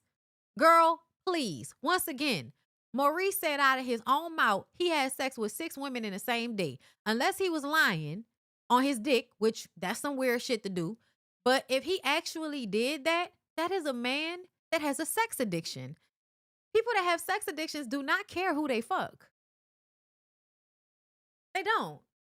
They don't. It's not about that for them. And sometimes they want to fuck those girls. They want to fuck prostitutes. They want to fuck like women who they feel like are on the fringes, because that heightens the fear aspect, right? A lot of times, like for instance with Neo, did y'all pay attention to the way Neo kept going out having sex with prostitutes? He was having sex with girls, like prostitutes without any protection, getting prostitutes pregnant. What you kind of find out is when men have sex addictions, and I'm not saying Neo has a sex addiction, but this is what it sounded like. When they have an addiction to sex like that, the more depraved, the more nasty, the more adverse it is, the more turned on they get by it. Remember when Ray J told y'all he liked a girl that smelled like fish? That's not about the hormones. That's not about pheromones. That's not what that's about. That's about being with a woman that ups the fear of what could happen, right? If there's a possibility I can get an STD, if there's a possibility I can get her pregnant, if there's a possibility my girl gonna find out, all of that heightens the anticipation. It heightens the energy of what they're doing. And I don't know if y'all have peeped that, but the reason why they do it is because it's thrill seeking. Thrill seeking through a dangerous, unprotected sex, but it's thrill seeking. And so I feel like there is a level of you know, getting women that y'all could run through and play out like a dish rag and feeling powerful and being able to use a woman like that. So the fact that she thinks that he would never, I'm like, Kimmy, once again, you delusional just like Tisha delusional, talking about she ain't never got to worry about nobody cheating on her. And Kimmy, you sound delusional because you think that your husband has some you know, some level of which he won't go. And girl, he made you have sex when you were going through chemo. There's no level of which that nigga won't go. Absolutely not. At this moment, Wanda is acting like a certified blogger. And I would assume part of being good at this is moving on. I've not done anything, haven't done anything, don't intend to do anything. You never showed me I did anything. Let it go. For real. This is one of them on the chin moments, ain't it? You gotta go like this when you say it though, Destiny. I take it on the chin. I take it on the chin all the Y'all time. can call it what y'all want to call it, but I'm just telling y'all young girls, don't be going around here saying that y'all don't believe what these folks be saying. Y'all got to take So into you consideration. believe everything somebody says? Hell yeah, that's why I ain't with my Every husband single today. thing? Hell And yeah. that's probably why. because Hell you yeah, believe that's the reason I every ain't with single him. thing And if it somebody look says. like he'll do it, he did it. I think Kimmy is in denial. Not denier. Not denier. I'm a fucking rider. You don't wanna fuck with me. Denier. I think Kimmy like, I don't give a what's going on. I really think that. I think Kimmy like, I'm down with my man no matter what. Wanda, nobody believes her. Nobody. I don't know, millions steals and millions, y'all. Listen, we came here to support your food truck. And I appreciate it, but since y'all That's not why you came there. You came there for mess.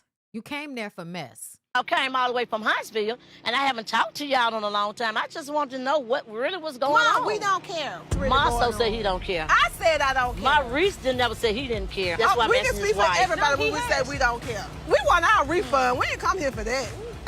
Give us our money back. Oh, Lord. We're here to support my mom. And instantly, she's like, I got words for y'all. Like, can we just have a good day to eat? No, I don't know why you thought you was gonna be able to use her services without having to pay the price. Eat a nice potato and have a moment and pay you and then leave? Not the mess today. Came to Bessemer with this. I'm gonna tell you something. And this is what If a I'm man y'all, this is what I'm talking about. Like Tisha, no accountability whatsoever for how you introduced this situation into existence by even going out here telling your mama this shit. come to you and he don't give you a straight answer, he damn did it. So apparently Miss Wanda has been listening to us because I have said that so many times.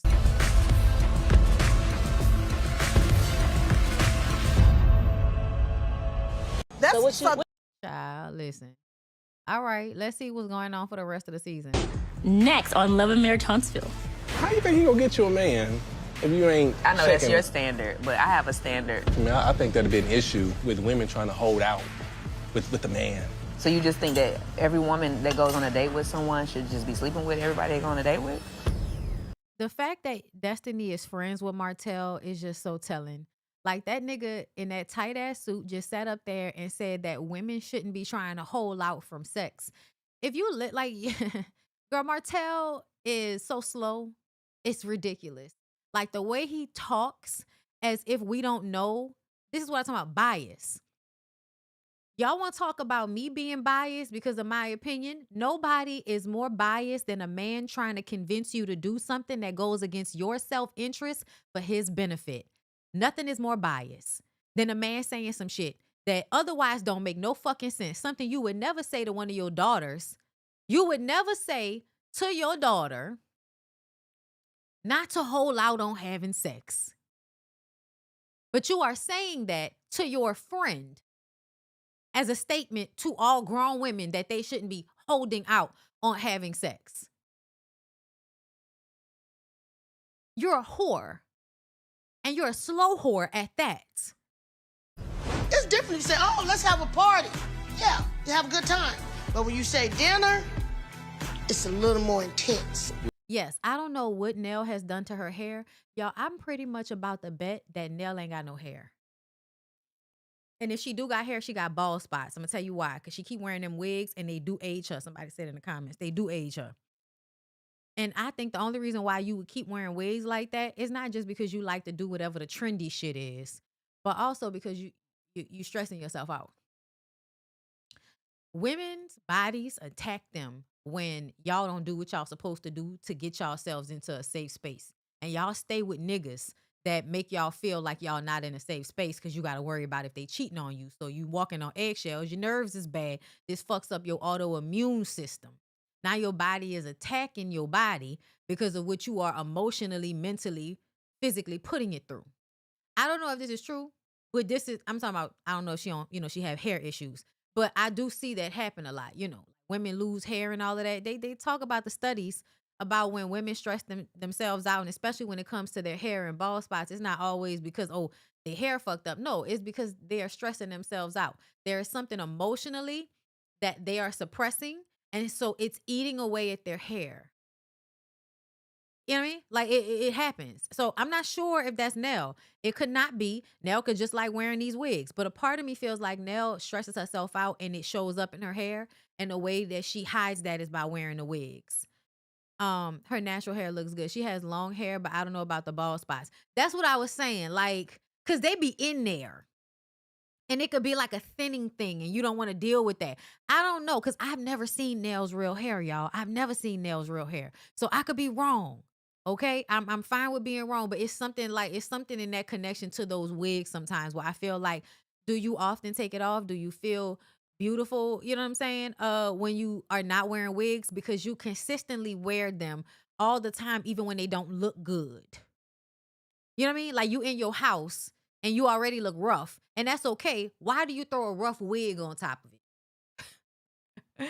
But y'all saying she has really nice hair, so she's just wearing these wigs because a middle spot, bald spot, or thinning could be possible. That's what I was thinking. That's why I said like the bald spots. She showed her braids before her vow renewal. Okay, were those real braids or were those a wig braid? Oh, you know what I'm saying? Listen, I don't know, girl, but y'all tell me. Y'all would know better than me. I don't follow Nell. Don't should be wearing look crazy. Sometimes like she just threw them on. Right. Which made like, why you just throwing on wigs and you could just wear your hair sometimes, Miss Nell? It was her hair. Okay. So y'all telling me that that's not what it is. Okay. I apologize. That's not what it is. But she do be stressing herself the fuck out. And in this moment, she looks stressed out, y'all. I think the family stresses her out. And I do think like the hair situation, you know, why the wigs, girl? Give the wigs a fucking break. Because it does age you. We absolutely have to have it. Okay, well, let's have it. Let's do it. See how this goes. I'm an open book. Are you? 100%. So you... Oh my God, Destiny is still talking to Will. This only has to be for a storyline. Because you had to have picked up on the fact that this nigga ain't shit since the first time you went on a date with him. You have 4 children and never been married. Why haven't you been married? All Chris said was, he explained it. It was a question that Dad said, I asked him. Now you back on Dad, so it's like, what the hell? One person here is doing a motherfucking lot, and that happened to be me. Did y'all hear Nell screaming about there's only one motherfucker? Listen, I could be wrong, girl. I'm okay with being wrong. And a lot of y'all hair be thinning when you get older. It's aging, girl. They say stuff happen when you be aging and you be losing, progesterone and all of the shit, girl. I'm not a doctor. I don't fucking know. Okay, everybody that hair falling out their head, of course, it's not, all stressors. But they do say that alopecia and a lot of those things really do come from women having in stressors that are going on internally that are like constantly happening, right? Like it's never resolved. So you're stressing your body out. She had her hair out on that live with Carlos, I think. I think she's just an older that thinks she needs a wig for TV. Most women with beautiful hair don't lay their edges like Kenya Moore. Most women with beautiful hair. I don't know what you mean don't lay their edges. You mean like with the wigs? That's what you mean? Because that's what I was thinking. Like when you really, especially when you getting older, you ain't about to be putting no motherfucking glue on these edges, bitch. You ain't about to be melting no wax to my edges. And then when I take the wig off, you take some of my edges off with it. Yeah, y'all, I'm sorry. Thank you. I'm glad you like my content. But yeah, girl, I still feel like Nell is stressing herself out in her life. Okay, so now that we talked about that, let's talk about this. Let's talk about this, girl. Let's get into it. Kandi Burruss' estranged husband, Todd Tucker, demands primary custody and questions prenuptial agreements. Okay, estranged husband Todd Tucker is seeking primary custody of their 2 children during their divorce proceedings. Todd filed a response to the divorce petition that Kandi filed, stating that their son Ace and daughter Blaze are currently with him in Georgia as Kandi manages these obligations. I'm sorry, as Kandi manages work obligations. It's like, girl, it's too far. Hold up. I can't see it over there. Hold up. Let me come over here. Okay. It was too far away from me, y'all. I'm sorry. Okay. Where was I? Yes. Kandi manages work obligations outside the state. He believes these obligations will keep her away from the children for months and is requesting primary physical custody, joint legal custody, okay, and final decision-making authority. Todd's filing noted that they have been cooperating to resolve their issues and expressed hope for an amicable solution. Despite recognizing Kandi as a loving mother, Todd also mentioned feeling pressured into signing a prenuptial agreement before their wedding in 2014, arguing that it raises questions about its enforceability. Meanwhile, Kandi, who filed for divorce, stating the marriage is irretrievably broken, proposed joint custody and requested enforcement of the prenuptial agreement regarding debt division. Let's see. She also asked the court to determine child support amounts. Both parties are navigating the divorce process, focusing on the best interest of their children and resolving marital asset division. Doesn't feel that way to me. Feels like Todd always wanted to have children with Kandi so that he would be able to get child support, knowing that he would be the primary parent because of how much Kandi travels for work. So I don't know how much Kandi makes, but I did like a gross estimation based on Georgia state. So let's say that Kandi made $100,000 a year. Todd made $50,000 a year. They would combine how much they make and come up with the amount that the child needs to be given. So from that amount of $150,000, I think about probably roughly 7.98% of that would be how much you have to pay for child support, right? Hold up, because I had put it in my calculator because I wanted to see what it would be. Okay, so 150,000 divided by 7.9, that gave me 18,987. This is all like, because I don't know how much Kandi makes, so this is just a gross estimate that if she makes 100,000 a month, he makes 50,000 a month. Their combined would be 150,000 a month. And that would mean 18,987 roughly for one child. They have two. Kandi being the one that makes the most money, Kandi will probably have to pay 75% of whatever that amount is. So if both kids are 18, she has to pay 75%. So 14. So she would have to pay 14,250 per kid. So roughly, Kandi might have to pay $30,000 a month in child support to Todd. And that's just if they make just, gross 100,000 a month and he makes 50,000 a month. That's just what I'm basing that off of, based on how much money I know that they probably make. So I'm not saying that this is a fact, y'all. I'm just using it as an example of how much she might have to come out of pocket if she were to have to pay him child support. I personally feel like if Kandi is making $50,000 a month, Todd ain't never made that. I was really being like, I was being nice about it. But that's basically the breakdown. So let's say Kandi made 100,000, Todd made 20, it would just break it down in that way. But she would still have to pay 75% of how much money is owed to the child based on how much they make. She would have to pay 75% of that to him. Okay. And y'all, I'm a fair individual. I just am. Kandi, you're the one that makes the most money. He is with the children. You travel a lot. I would want joint custody because I wouldn't want to have to pay him all of that fucking child support. But because I feel like he did it intentionally to do this, I would give him the kids. Give him the kids. I feel like, yes, just go ahead and give him the kids. Let him be the person that has to take care of those two kids all the time, for the most part, on his own. And I wonder if it's going to be as easy as it is when he's with Kandi. Because when Kandi goes out of town, Todd has the income that Kandi and him provides, and Kandi's family, to help him take care of those children. So there are nannies, there's school, right? There are family members that help them with the children when they're out of town and stuff like that. So if you decide you're going to be an asshole to Kandi, that means you're going to have to find your own support system to help you take care of those two children. Your mother is no longer here. You have your daughter, Kayla, but who else on Todd's side of the family has been responsible for watching those children like that?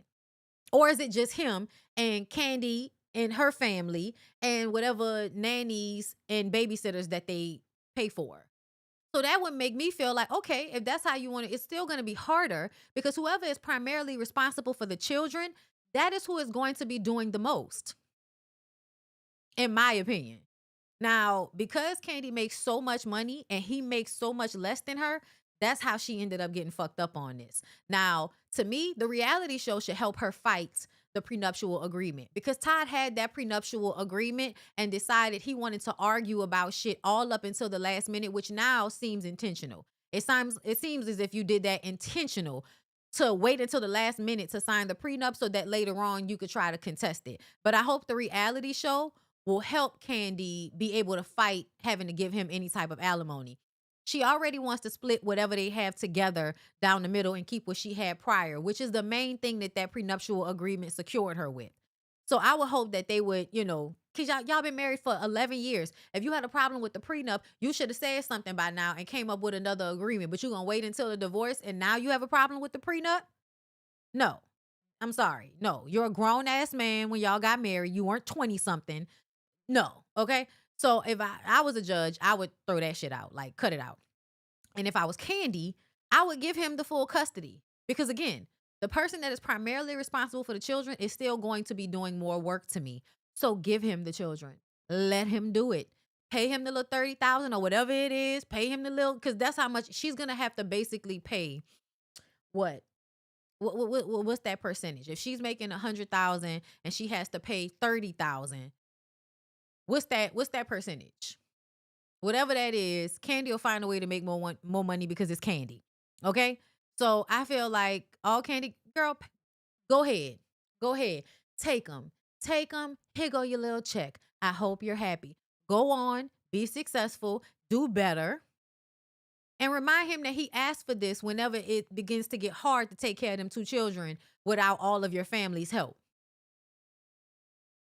But of course, I think she should fight for joints. But I'm not from the school of arguing with these niggas about when they want full custody, because I think they don't really know what they're getting themselves into.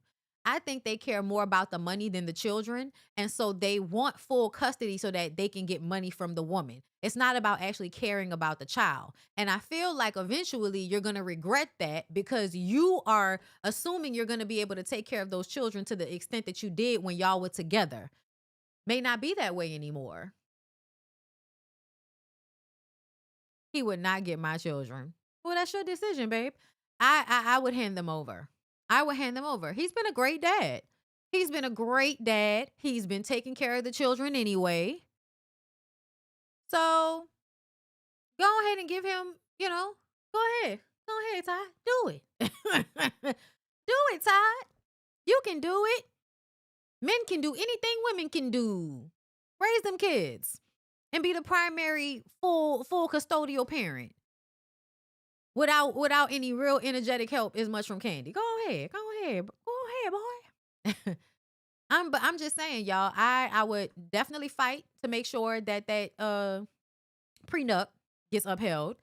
And if he wanted to fight that bad for custody, especially because in Georgia, famous men often get full custody of their children, so they don't have to pay the mothers any child support. Niggas do that shit all the time. But I'm sure Kandi is gonna fight for the kids.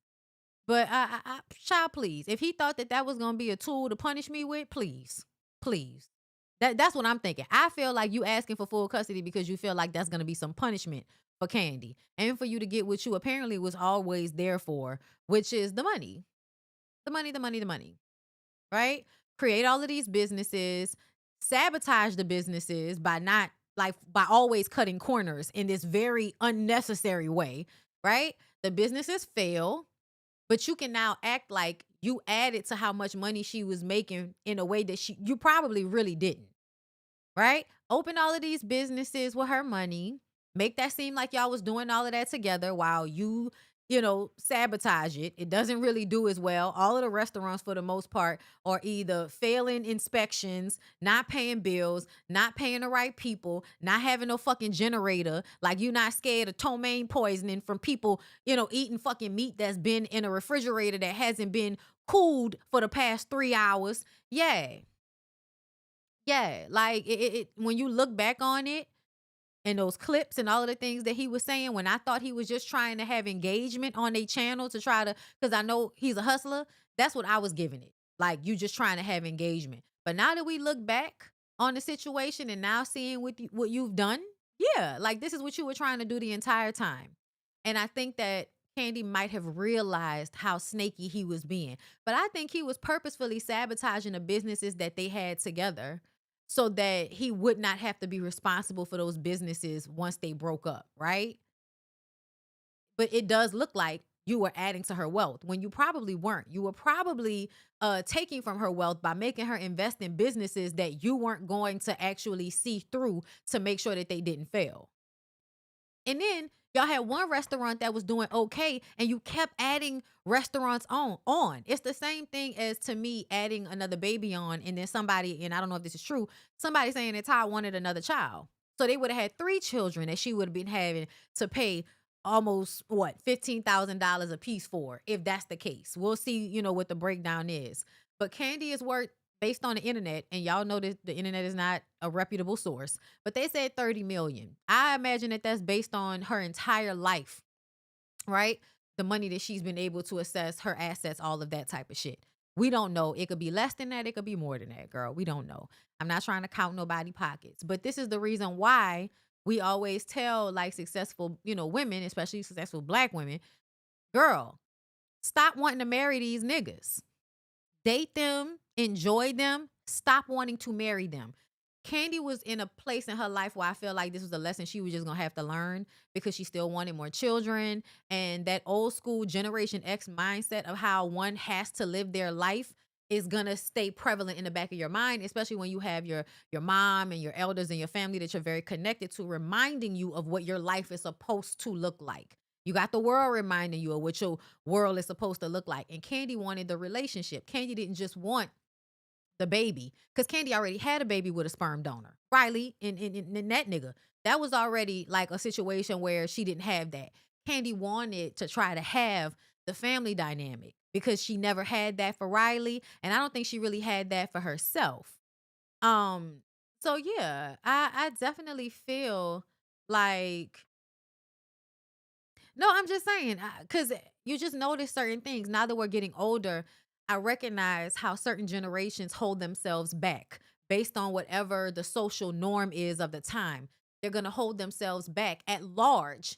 A large chunk of them are going to make the same mistakes because this is what's happening socially at the time. And the homophobia and the pushing of 2-parent households and Black people having this thing where family is supposed to be the saving grace, but Black men don't want to get married now. And so now Black women have to figure out what to do in the interim. Now y'all trying to convince all of the women to get married because now the women are like, fuck it, right? The 90s was, ball and chain. Don't nobody want to get married. Nobody want to do that.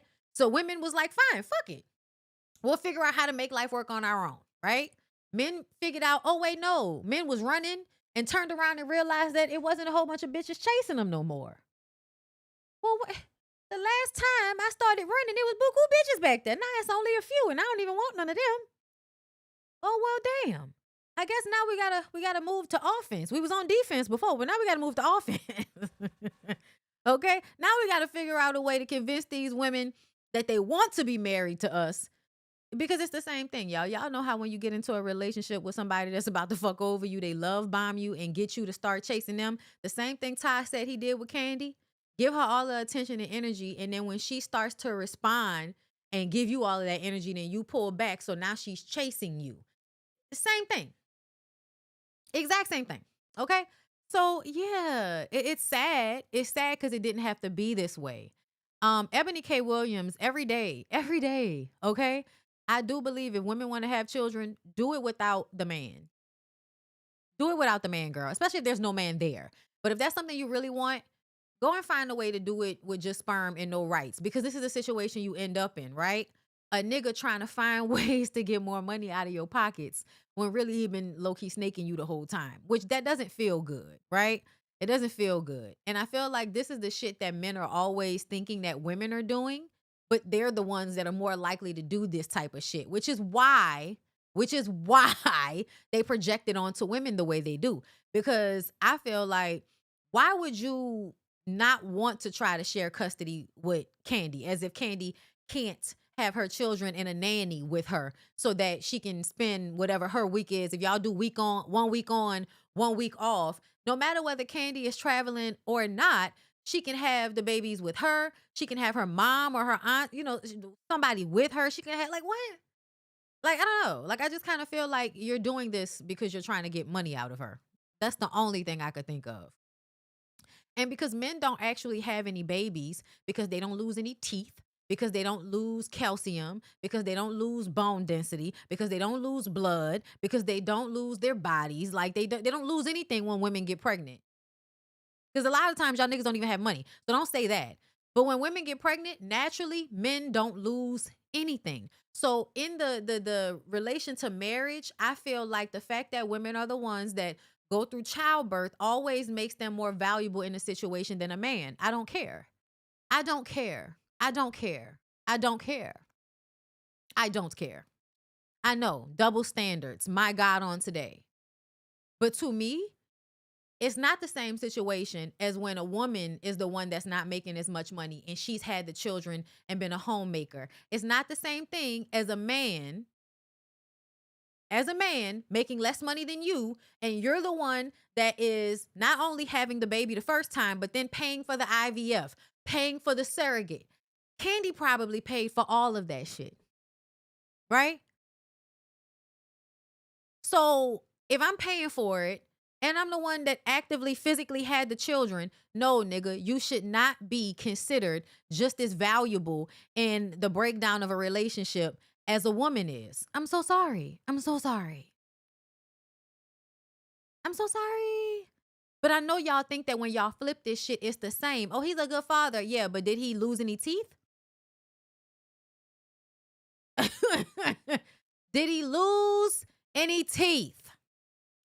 Because my mama lost teeth when she had me. I get so tired of men talking to women about, abortions or anything dealing with having children. I get so tired of hearing men talk about that. When at the end of the day, y'all do not care about these fucking kids. As in general, as men, y'all do not care about these fucking children. And you only use children when you can harm a woman. That's annoying to me. Hey, Erica, girl. Thank you for the super chat. Hey, Bondi, I always gave Todd Birds the blues. I know how to spot a greedy munchkin when I see one. Yes, you did. Yes, you did. And I gave that nigga the benefit of the doubt. But you see, I have become more and more like you since I started watching you. Somebody said to me today, but you're not the same as you used to be. I said, no, I know. I know. I have more experience in life. I'm getting older. Okay. And more experience in life gives me more food for thought. And more food for thought means a better perspective on what the fuck really be going down around here. Okay. But yeah, I wish Kandi and Todd the day that they deserve. I'm at the top of independently. Okay. I'm trying to see if I saved anything for Megan Thee Stallion. Because, girl, Megan Thee Stallion apparently won her lawsuit against Milagro Grams. And I believe that means that Milagro might have to pay her $75,000. Let's see. And we know she doesn't have it.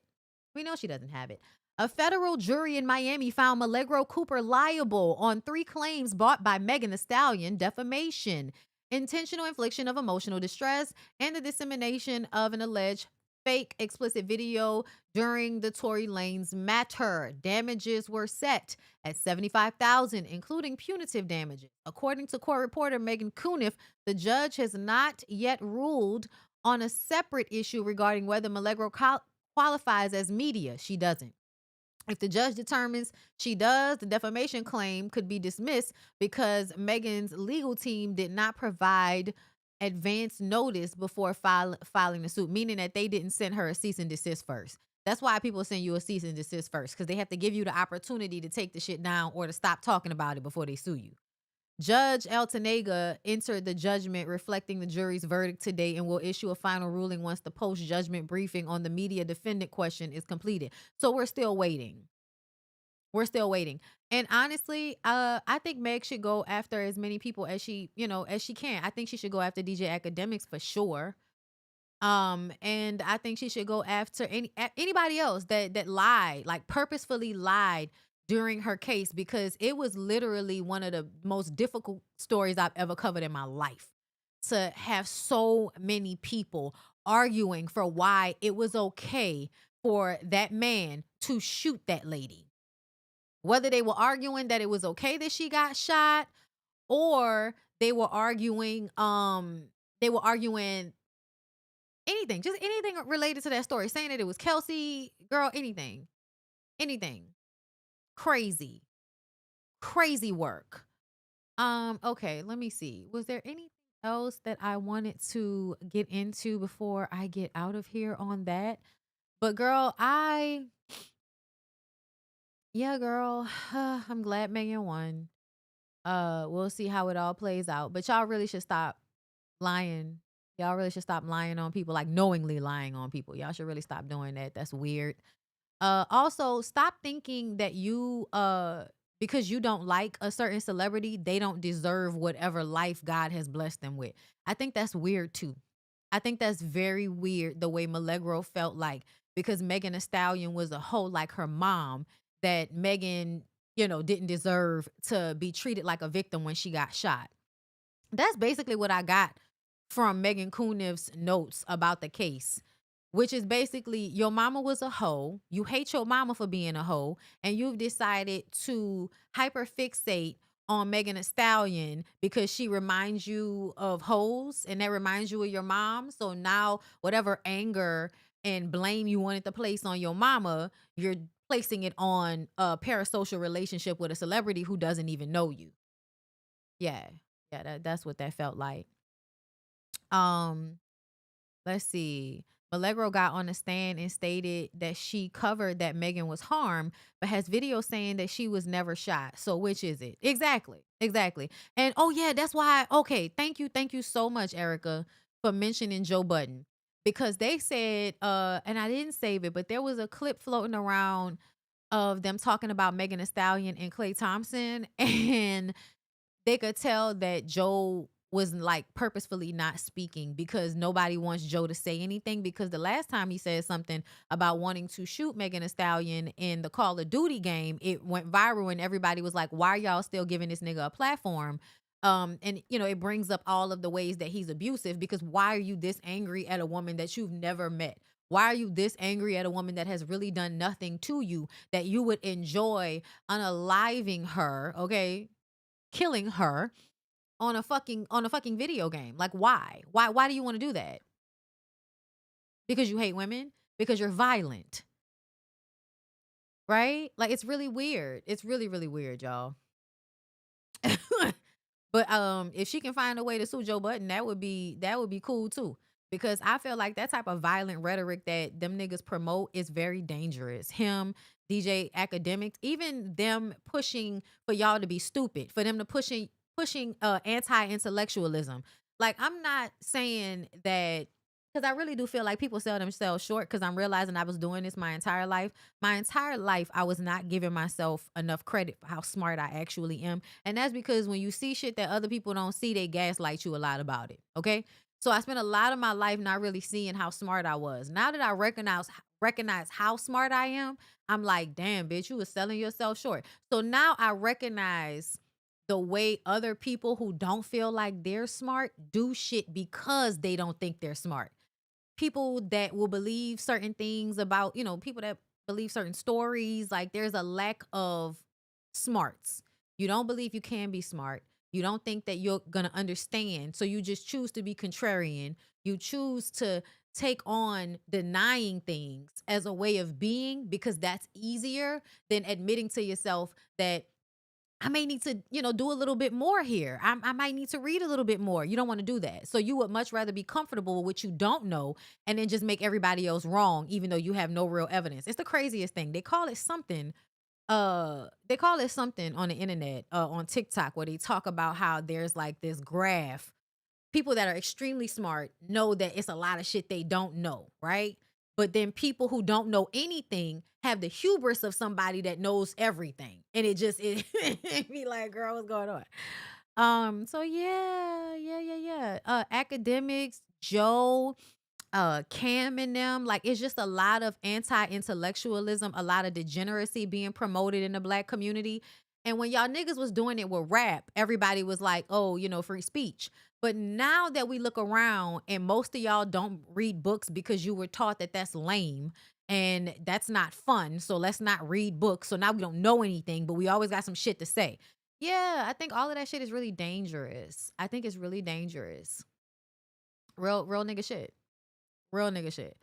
I'm gonna leave y'all with this video I saw earlier on TikTok because I feel like it was like a perfect example of what I be thinking. And I love when people say shit that I always be thinking. Okay. Use this video to elaborate on my most recent video about the psychology behind bullying, harassing, and trolling, and why bullying is always a projection of one's own insecurities, even if that person doesn't have the things that they bully other people about, and how it's a power play. Because my previous video was a very surface level video. It didn't really explain and break it down, so I'm going to use this video so that I can further clarify myself in case there was any confusion. First things first, bullying is a form of shame distribution. People who bully people are distributing their own internalized shame about things that they're insecure about, even if they don't personally have those things that they're insecure about. This is why things like racism, ableism, fat shaming, all of these things exist, because even if they're not fat, even if they're not black, even if they're not disabled, they are still ashamed of those things, and they wouldn't operate with the same level of confidence that they operate without those things if they did have those things. I'm just gonna use myself as an example and be completely vulnerable. I have a big forehead. It's no secret. Everybody knows it. I've known it since forever, and I think it makes me beautiful. I think it shapes and frames my face well, and I don't think that I would look the same without it. But one thing that I always used to get picked on for is the size of my forehead. And at first, I never really understood why people would make such a big deal about it or draw so much attention to it, because to me, it was normal. I mean, I'm East African. We have big foreheads. But aside from that, I just never really cared because I never had any shame or insecurity around the way I looked, right? But then I realized that the reason why people would pick on me for my forehead is because they're insecure about their foreheads, even if they didn't have big foreheads. Because a lot of the people that picked on me had smaller foreheads. But if they did have a big forehead, they wouldn't walk around as confidently and proudly as I do with my forehead.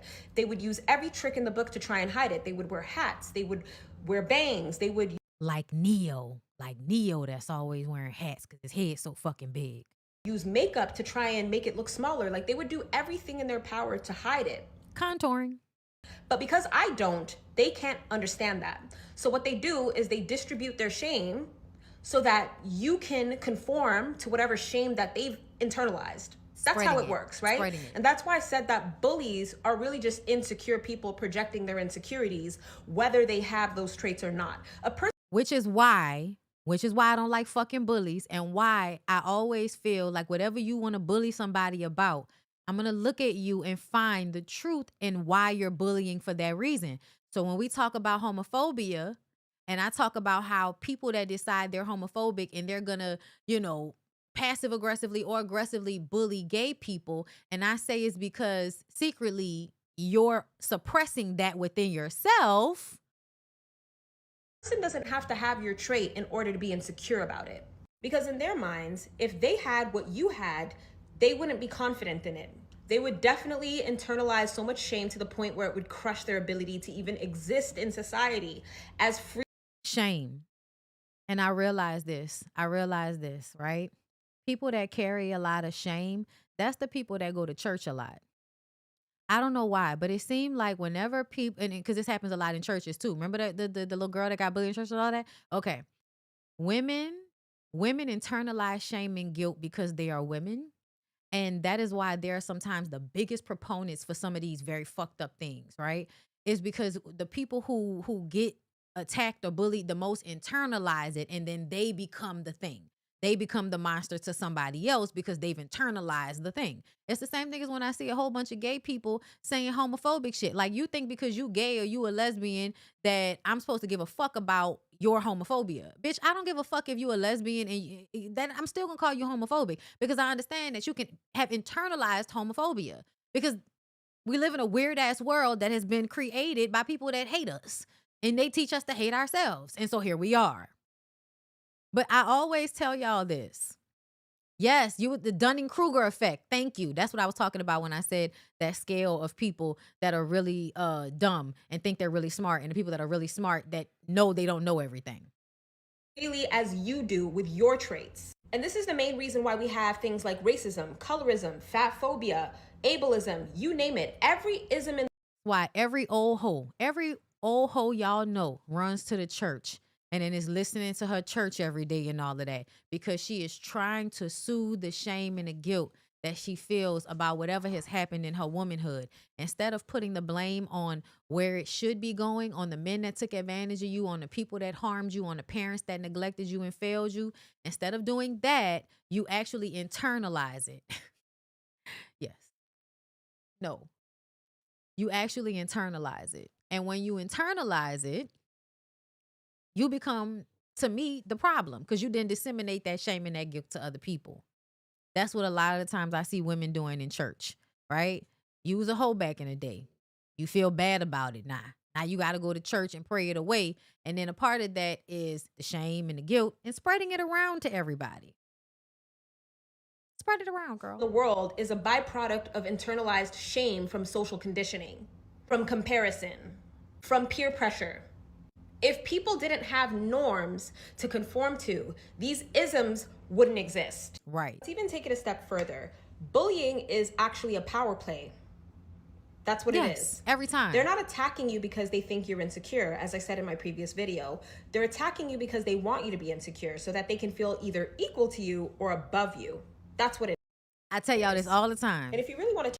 They bully you, make you feel bad about who you are so that they can make themselves feel better. And we talk about this all the time in the framework of men doing it to women, right? All of this negging and shit to make you feel less than so that they can feel better because they already feel less than. But I tell y'all, you know, with ugly niggas do the same thing. If they grew up feeling like they was ugly, bitch, beware. Michael Blackson is going to treat you like the shit on the bottom of his feet with a sad puppy dog face while he's thinking in his mind, this bitch is really stupid. She believed me. Take it there. It's a form of sadism. They can't feel powerful unless they make you feel powerless. Which is weird. And that's something I need for everybody to clock about themselves. Y'all listening to me? Clock this about yourself. Are you one of those people? Do you only feel powerful when you make somebody else feel weak? Or do you feel powerful all on your own? Because, bitch, I feel powerful when I'm by myself. I feel powerful when I'm all alone. Just me, myself, and I. I have some of the most blissful fucking moments in my life because I'm me. And I want you to feel like that about you so that y'all can stop being assholes to everybody. I don't have it all figured out, but some of the shit I have figured out. Just a little bit. Not a lot. There's always new information coming out. I might change my mind later, bitch. Wendy Williams. I have every right. But I do be wanting to leave y'all with shit to help y'all think. Child, that was one thing. I saw this video of this girl talking to her mama, her homophobic mama, and it just the way the things that y'all always say the same shit. Y'all always use the same lines over and over again. I don't think I saved it though. But just the way the mama was talking, like, girl, you just want to control that girl. You just want to bully her. You want to bully her. And when we was talking about girl la la, and it was so many people in the comments coming to me like, that's not bullying. What do you mean bullying? And where do you have it? Did you see any video? I'm like, first of all y'all slow motherfuckers need to calm the fuck down. First the fuck all, okay? Calm your slow ass down. I can deduce based on the fact that girl la la likes to present as a woman and her family doesn't want her to present as a woman, and they convince her that she should dress in a way that she's not comfortable around them to make them comfortable. That's bullying, bitch. That's bullying, you slow ass hoe. My God. Ooh. Oh, Lord, I don't think I saved it. But what I tell you, I was listening to that girl have a conversation with her weird ass mama. And I was just like, oh, girl, your mama weird. I wouldn't even be talking to her on the phone that long. But I remember what it was like. Back when I was younger, it was scarier to come out and be honest about who you are. But now that I'm an adult, you know. As soon as I started really financially taking care of myself, I made myself stop being scared. Fuck all that. Hold up. Let me see if there's anything else I want to share with y'all before I get out of here. Cause y'all know I be saving all kind of shit on my Instagram. Also, hold on, yeah. I mean on my TikTok. That one lady. Remember that one lady? Remember? That one lady. Y'all remember this one lady, right? Y'all remember this one lady? Y'all remember her? She was on the Oprah shit. And I told y'all off rip, the question she asked and the comparison that she made and the validation she was seeking as a grown woman should have showed y'all that she was not being genuine with what she was saying. This is a woman that is insecure. This is a woman that is immature. This is a woman that is trying to control. Just based off what she was saying. You don't have to believe me, bitch, but I said what I said. Let's hear what's going on. My sons, who are adults, 28 and 33. However, I have not enjoyed motherhood. I started out as a teen mom. My son's father never really played a part in his life. Then I got married. I was in an abusive relationship and then got a divorce. It's really difficult to. So that's the woman that y'all think didn't do nothing wrong? That's the lady that y'all said, why you automatically blame the parents?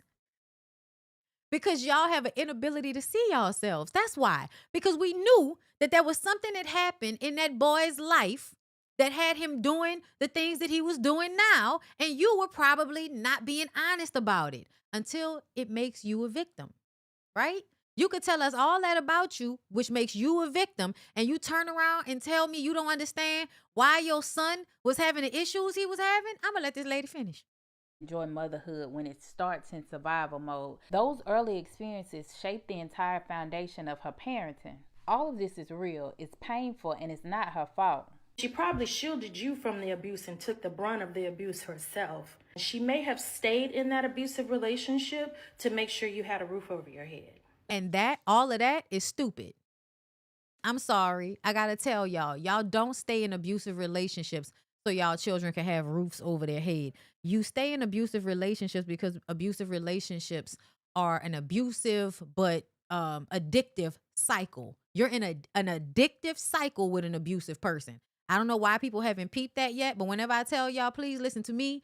Abusive relationships mimic drug addictions. You don't leave because you are addicted to the cycle of abuse. Stop acting like you stayed for them fucking kids. But the thing is, when a mother suffers, the children still absorb the environment that she's suffering in. Yes. Children don't. Like, you getting your ass beat supposed to make me feel better. Well, at least he ain't hit me. No. That's not how most children feel. That's not how most children feel. They internalize every hit. Probably protected you from being abused. Bitch, she not protecting me from being abused if she's being abused in front of me, bitch. That's still abuse. You getting your ass beat in front of me is the nigga abusing both of us. What are you talking about? Have to be physically abused to be traumatized. They witnessed the abuse. They grew up in an unstable, chaotic home. That's traumatic. Her intentions may have been survival, but her children learned fear, anger, resentment, and emotional unpredictability. That shows up years later, especially in adulthood. Or kids don't have to be here when you fought very hard to be here biologically. This is where her trauma is. You fought very hard to be. You mean the natural mechanism that you could have stopped if only you had had an abortion, bitch? This is why I'm so glad that there's so many more young women that are saying this. Y'all, I know y'all believe that children are blessings, but I think that you have to put the blessing into the situation. Because if you don't, you got fucked and had a kid that y'all are about to neglect and abuse and turned into an adult that's going to neglect and abuse other people. Stop automatically adding all of this spiritual shit to this very mechanical, primal thing that you've done, because it keeps y'all from, being accountable for your choices. And not logic. Children do not choose to be here. They don't choose their home environment. Children don't choose chaos, partners, abuse, or instability. Comparing a grown adult making relationship mistakes to a child that's shaped by trauma is not equal. Adults make choices. Children adapt to the environment that was created for them. That adaptation becomes their trauma. It's quite diabolical for you to blame your mom for staying in an abusive relationship. Maybe she was abandoned by her father, and she thought this person is diabolical. So it's not diabolical for her not to leave and have me witness the shit, right? Because a lot of the times, y'all, y'all be in situations where there is a fear of leaving. Don't get me wrong, but a lot of y'all can leave. Sounds like you could leave because you did. Loved her because that's who they showed up as initially. Yeah, she carrying a lot of shame and guilt about the decisions that she made, and she's not accepting it. This is where the accountability disconnect starts. Nobody is blaming her for being abused or thinking that someone loved her. Nobody is blaming her for trying to keep her family together. And if you're Oh attracted, shit, my bad, y'all. God damn it. I love Sorry, my y'all. sons. Adulthood. Or kids don't have to be here. For you to blame your mom for person loved her because that I was glad you said that about I hate that they taught them the word diabolical. was abandoned by her father. And she thought this person loved her because that's who they showed up as initially. And this is where the accountability disconnect starts. Nobody is blaming her for being abused or thinking that someone loved her. Nobody is blaming her for trying to keep her family together with the tools that she had. Acknowledging your children's pain does not mean blaming the mother. Two truths can exist. She stayed because of survival and limited support. Her children were emotionally shaped by the environment that was created by her choices. Shielding children physically does not shield them emotionally. Children feel everything long before they're even able to understand it. Hello. That's a chemo port scar. I am definitely confident that my level of stress raising my children by myself and constantly being overstimulated, constantly being in survival mode, constantly being stressed out, yeah, that elevated my cancer diagnosis in 2022. What did I just say to y'all? What did I just say about those stresses causing you to get sick? However, the way in which she is saying it is to weaponize it, to make people feel sorry for her. What did I tell y'all about her seeking validation? I could see it through the question she asked and how she was responding in the comments, y'all. Nobody that is a mature, centered adult gives a fuck enough about how anybody else feel about decisions that they make for their own safety. This is how I know that this woman is full of shit. Because once you get to a certain age, a lot of y'all automatically kind of, well, I did the best I could, and you just kind of ignore. So why can't you do that with this? It's because it's not true.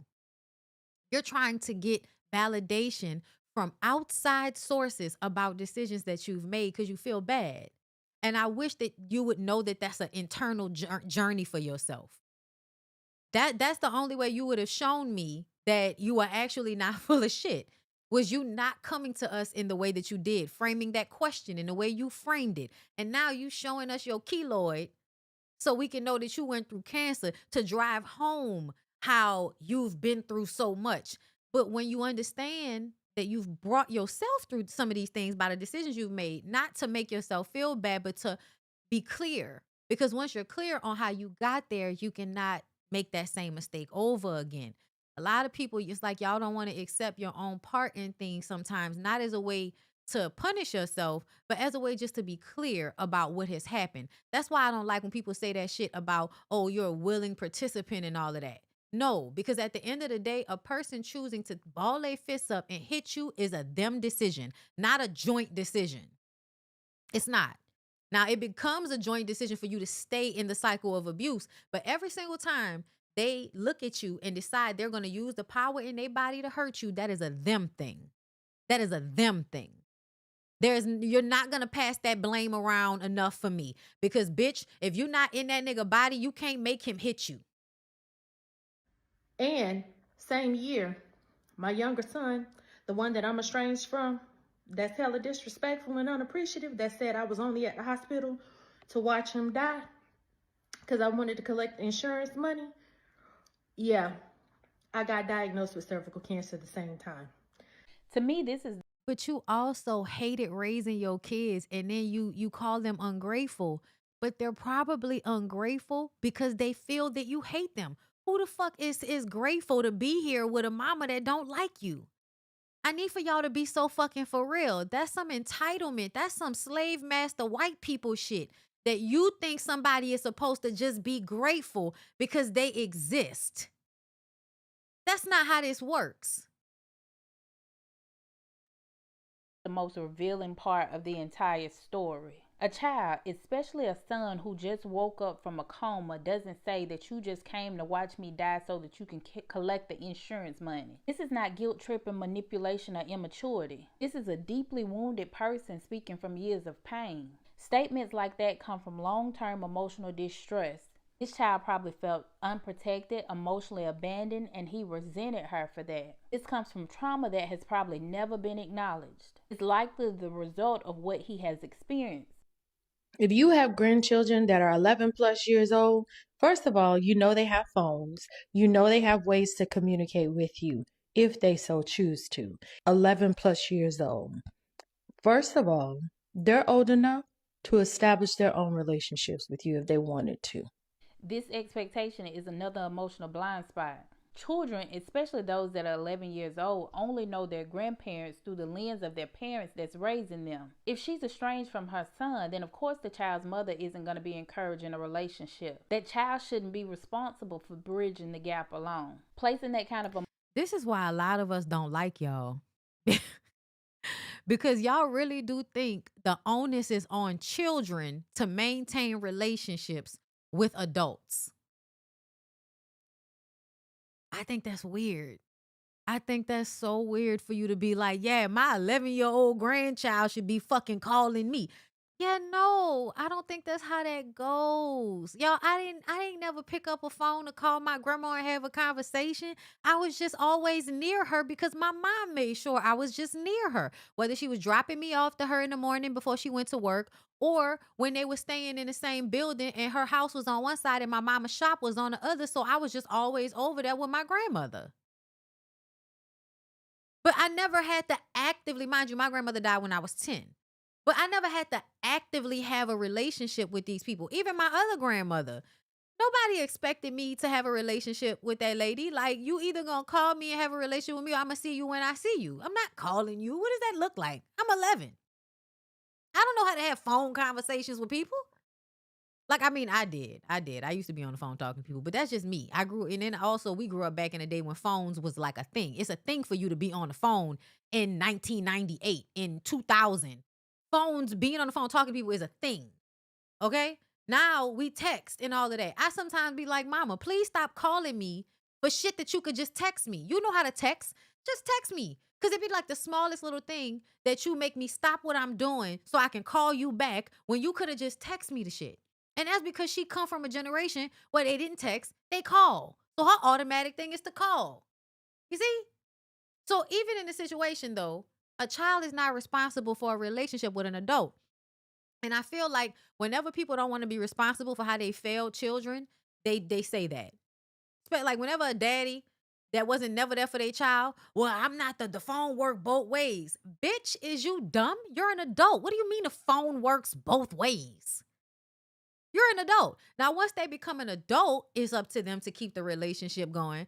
But when they're children, for you to put the responsibility of on an 11-year-old to keep up a relationship with you, do y'all see how I told y'all that something wasn't fucking right with that lady head? I told y'all. Emotional labor onto a child is likely the same pattern that affected her relationship with her own children. Right. A grandparent must be the And initiator, y'all know the safe space, and the consistent one. Hold up. She had boy children, y'all. This lady had boy children. Y'all know how these fucking boys be all emotionally enmeshed with their mama and let the mama be a fucked up mama. Them niggas is fucked up for life. Okay?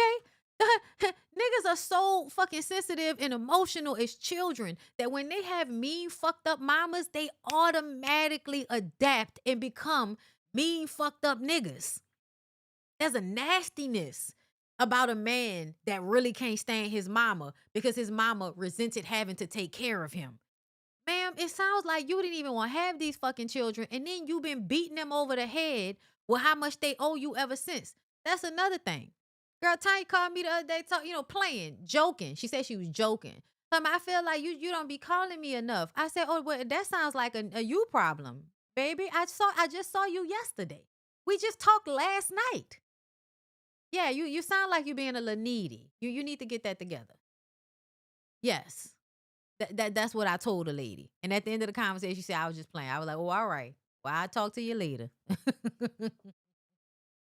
You know what I mean? Like, I love you. I love you, mama. When you put all these pieces together, the pattern becomes clear. She experienced abuse, trauma, abandonment, and hardship, and all that is valid. But her entire narrative centers her pain, not her children. She interprets accountability as an attack, and her children's wounds are ingratitude. She interprets reflection as disrespect and survival as the whole story. But the reality is, a parent's trauma doesn't erase the child's trauma. Her suffering doesn't cancel out theirs. A parent What's your point? My point is, y'all always trying to shame and guilt y'all children into doing shit that y'all want them to do so that y'all can control them. Yeah, mamas use guilt to control their children. That's what they do.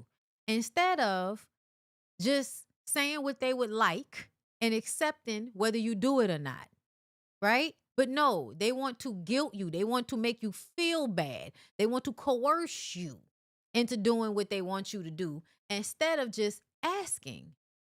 And then accepting whether it's a yes or a no. People's inability to accept how someone is going to respond means they're going to try to control your response. And so the way they ask you and how they handle it is supposed to manipulate you into doing what they want you to do. My mama's very, very good at that. Girl, that's mama 101, is to learn how to guilt trip your children into shit. And please don't get me wrong. There are times when this has been very effective for my development. I went to school with white kids. I told my mama one day, I hate you, Mom. I wish you were dead. You know, white kids say shit like that. You get mad at your mama, you say some shit like that. Plus, my dad says fuck way worse shit to you. Oh, we sensitive when I say it. Fine. Okay. The lady says to me, and this is why I tell y'all about that hierarchy shit.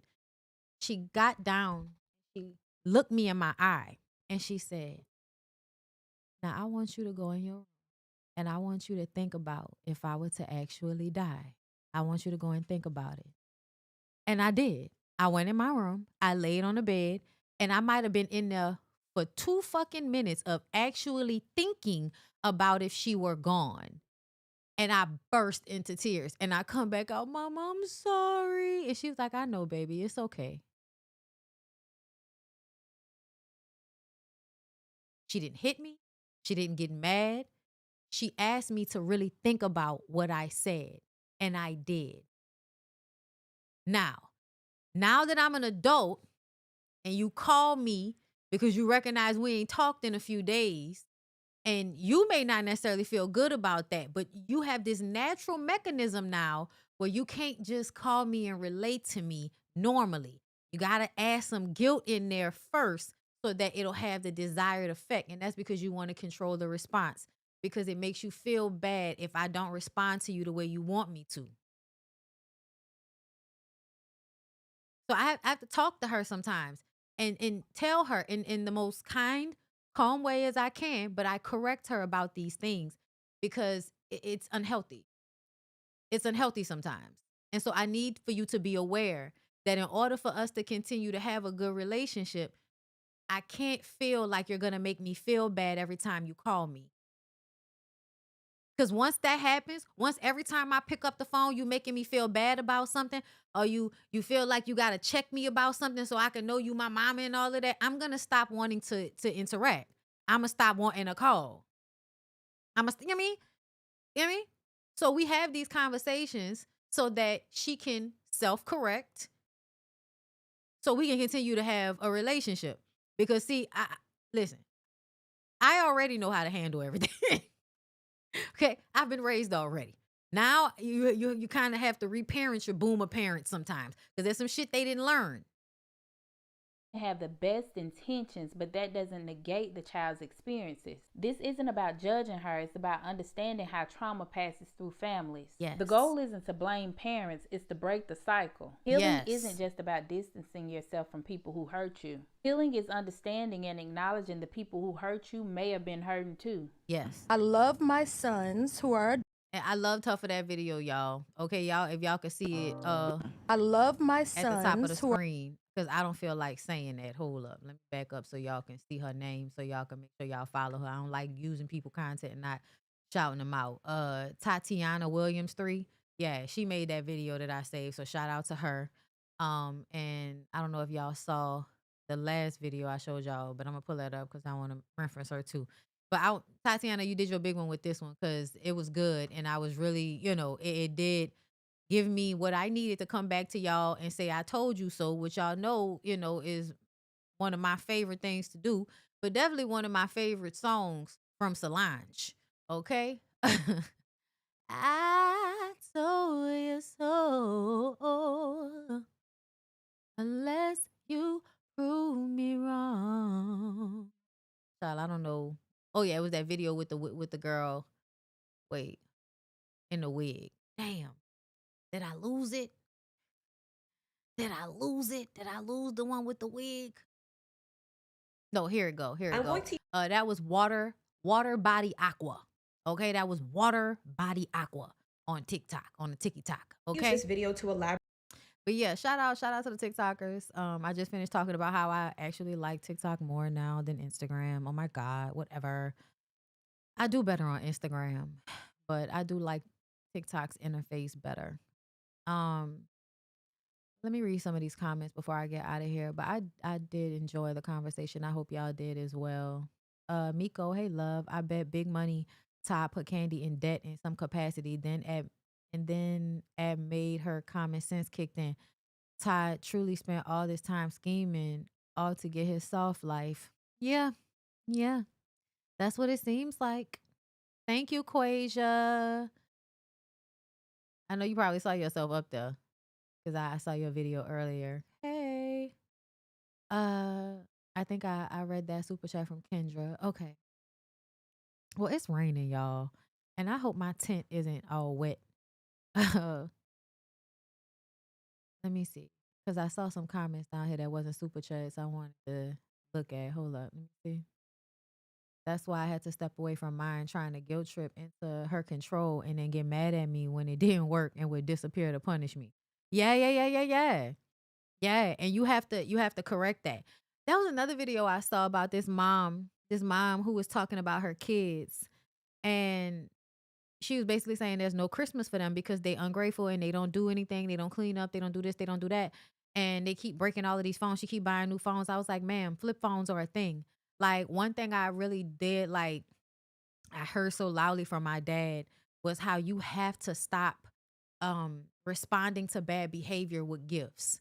Stop having this mindset that you're going to give to them or do for them when they don't deserve it. And that's why if Erica is still in here, I love when Erica talks about how she parents her sons.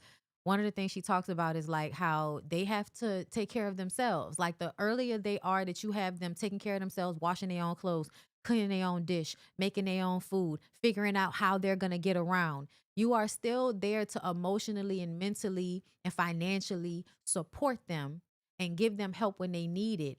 But offering them so much independence really does give them a lot of confidence, and it helps them to deal with life. And a lot of the times as parents, because you want to control your children in order to keep them close, you don't allow them to do things on their own. You're always trying to save them from their mistakes. And when you do that, that's what really causes a lot of the issues, like making up for shit. Like I feel like one of the things I saw a lot was, okay, you're not with the daddy anymore. And so you make allowances when the children act bad because you like, oh, they having a hard time. That's not how you respond to that. You acknowledge that they're having a hard time. Show them empathy. But that does not mean you change the rules of how things are supposed to be going in order to teach them that there are consequences and you have to have structure, right? Yes, Diva is still here. And she talks about this all the time. And her children are, from what I hear about them, are amazing. And one is about to be a chef and is cooking, and the other one loves animals and, like just very empathetic, good kids. And it comes from teaching them to take care of themselves and having some type of independence early on. And as much as my mom has that thing about her, I had a lot of independence early on. Even I remember being sent to New York when I was like maybe 15, 16. And the way my sister was like, here's a map, go. The confidence that built in me, that I was able to move around New York City at like 15, 16 years old. Bitch, I had a girlfriend. Not a for real girlfriend, but I had a bitch I was smashing and going on dates with within the first week that I was out there in New York, okay? Chick used to work at the Lids on 7th Ave, okay? But I was just like, like it just really made me feel so good about myself, which I needed because the summer that happened, right after that, Katrina happened. Came home and Katrina happened. So I went from being up here and feeling all of this independence and being proud of myself and having this amazing experience and meeting Soledad O'Brien and just all of this stuff. And then come home and Katrina happens. And it's like now I have to like still pick myself up as I'm in school and all of these things happen. And, in college, and then my dad dies. It's always having to pick shit up, always having to still keep it together. And I really do feel like it's because early on I had these experiences where I was able to somewhat take care of myself and had a lot of independence. Therefore, I had the things that I needed to keep going early on. So shout out to the people because I swear my parents are my first example of duality, of things being fucked up, but also people being hyper intentional about certain things and doing good in that space. They were hyper intentional about raising us to be self-sufficient and to be able to take care of ourselves. All of us, all four of us are extremely self-sufficient and take care of ourselves and, do well in our respective ways. And I really do feel like regardless to the abuse, there was still a lot of intention and love put into how we were parented to some extent. You know what I'm saying? Me more so probably than everybody else because I got the old version of them niggas where they was able to calm down a little bit, blessings, okay? You get them how you can, child. Everybody be having a different parent. But anyway, I love you guys. I'm going to get out of here and I will talk to you guys later, okay? Peace out.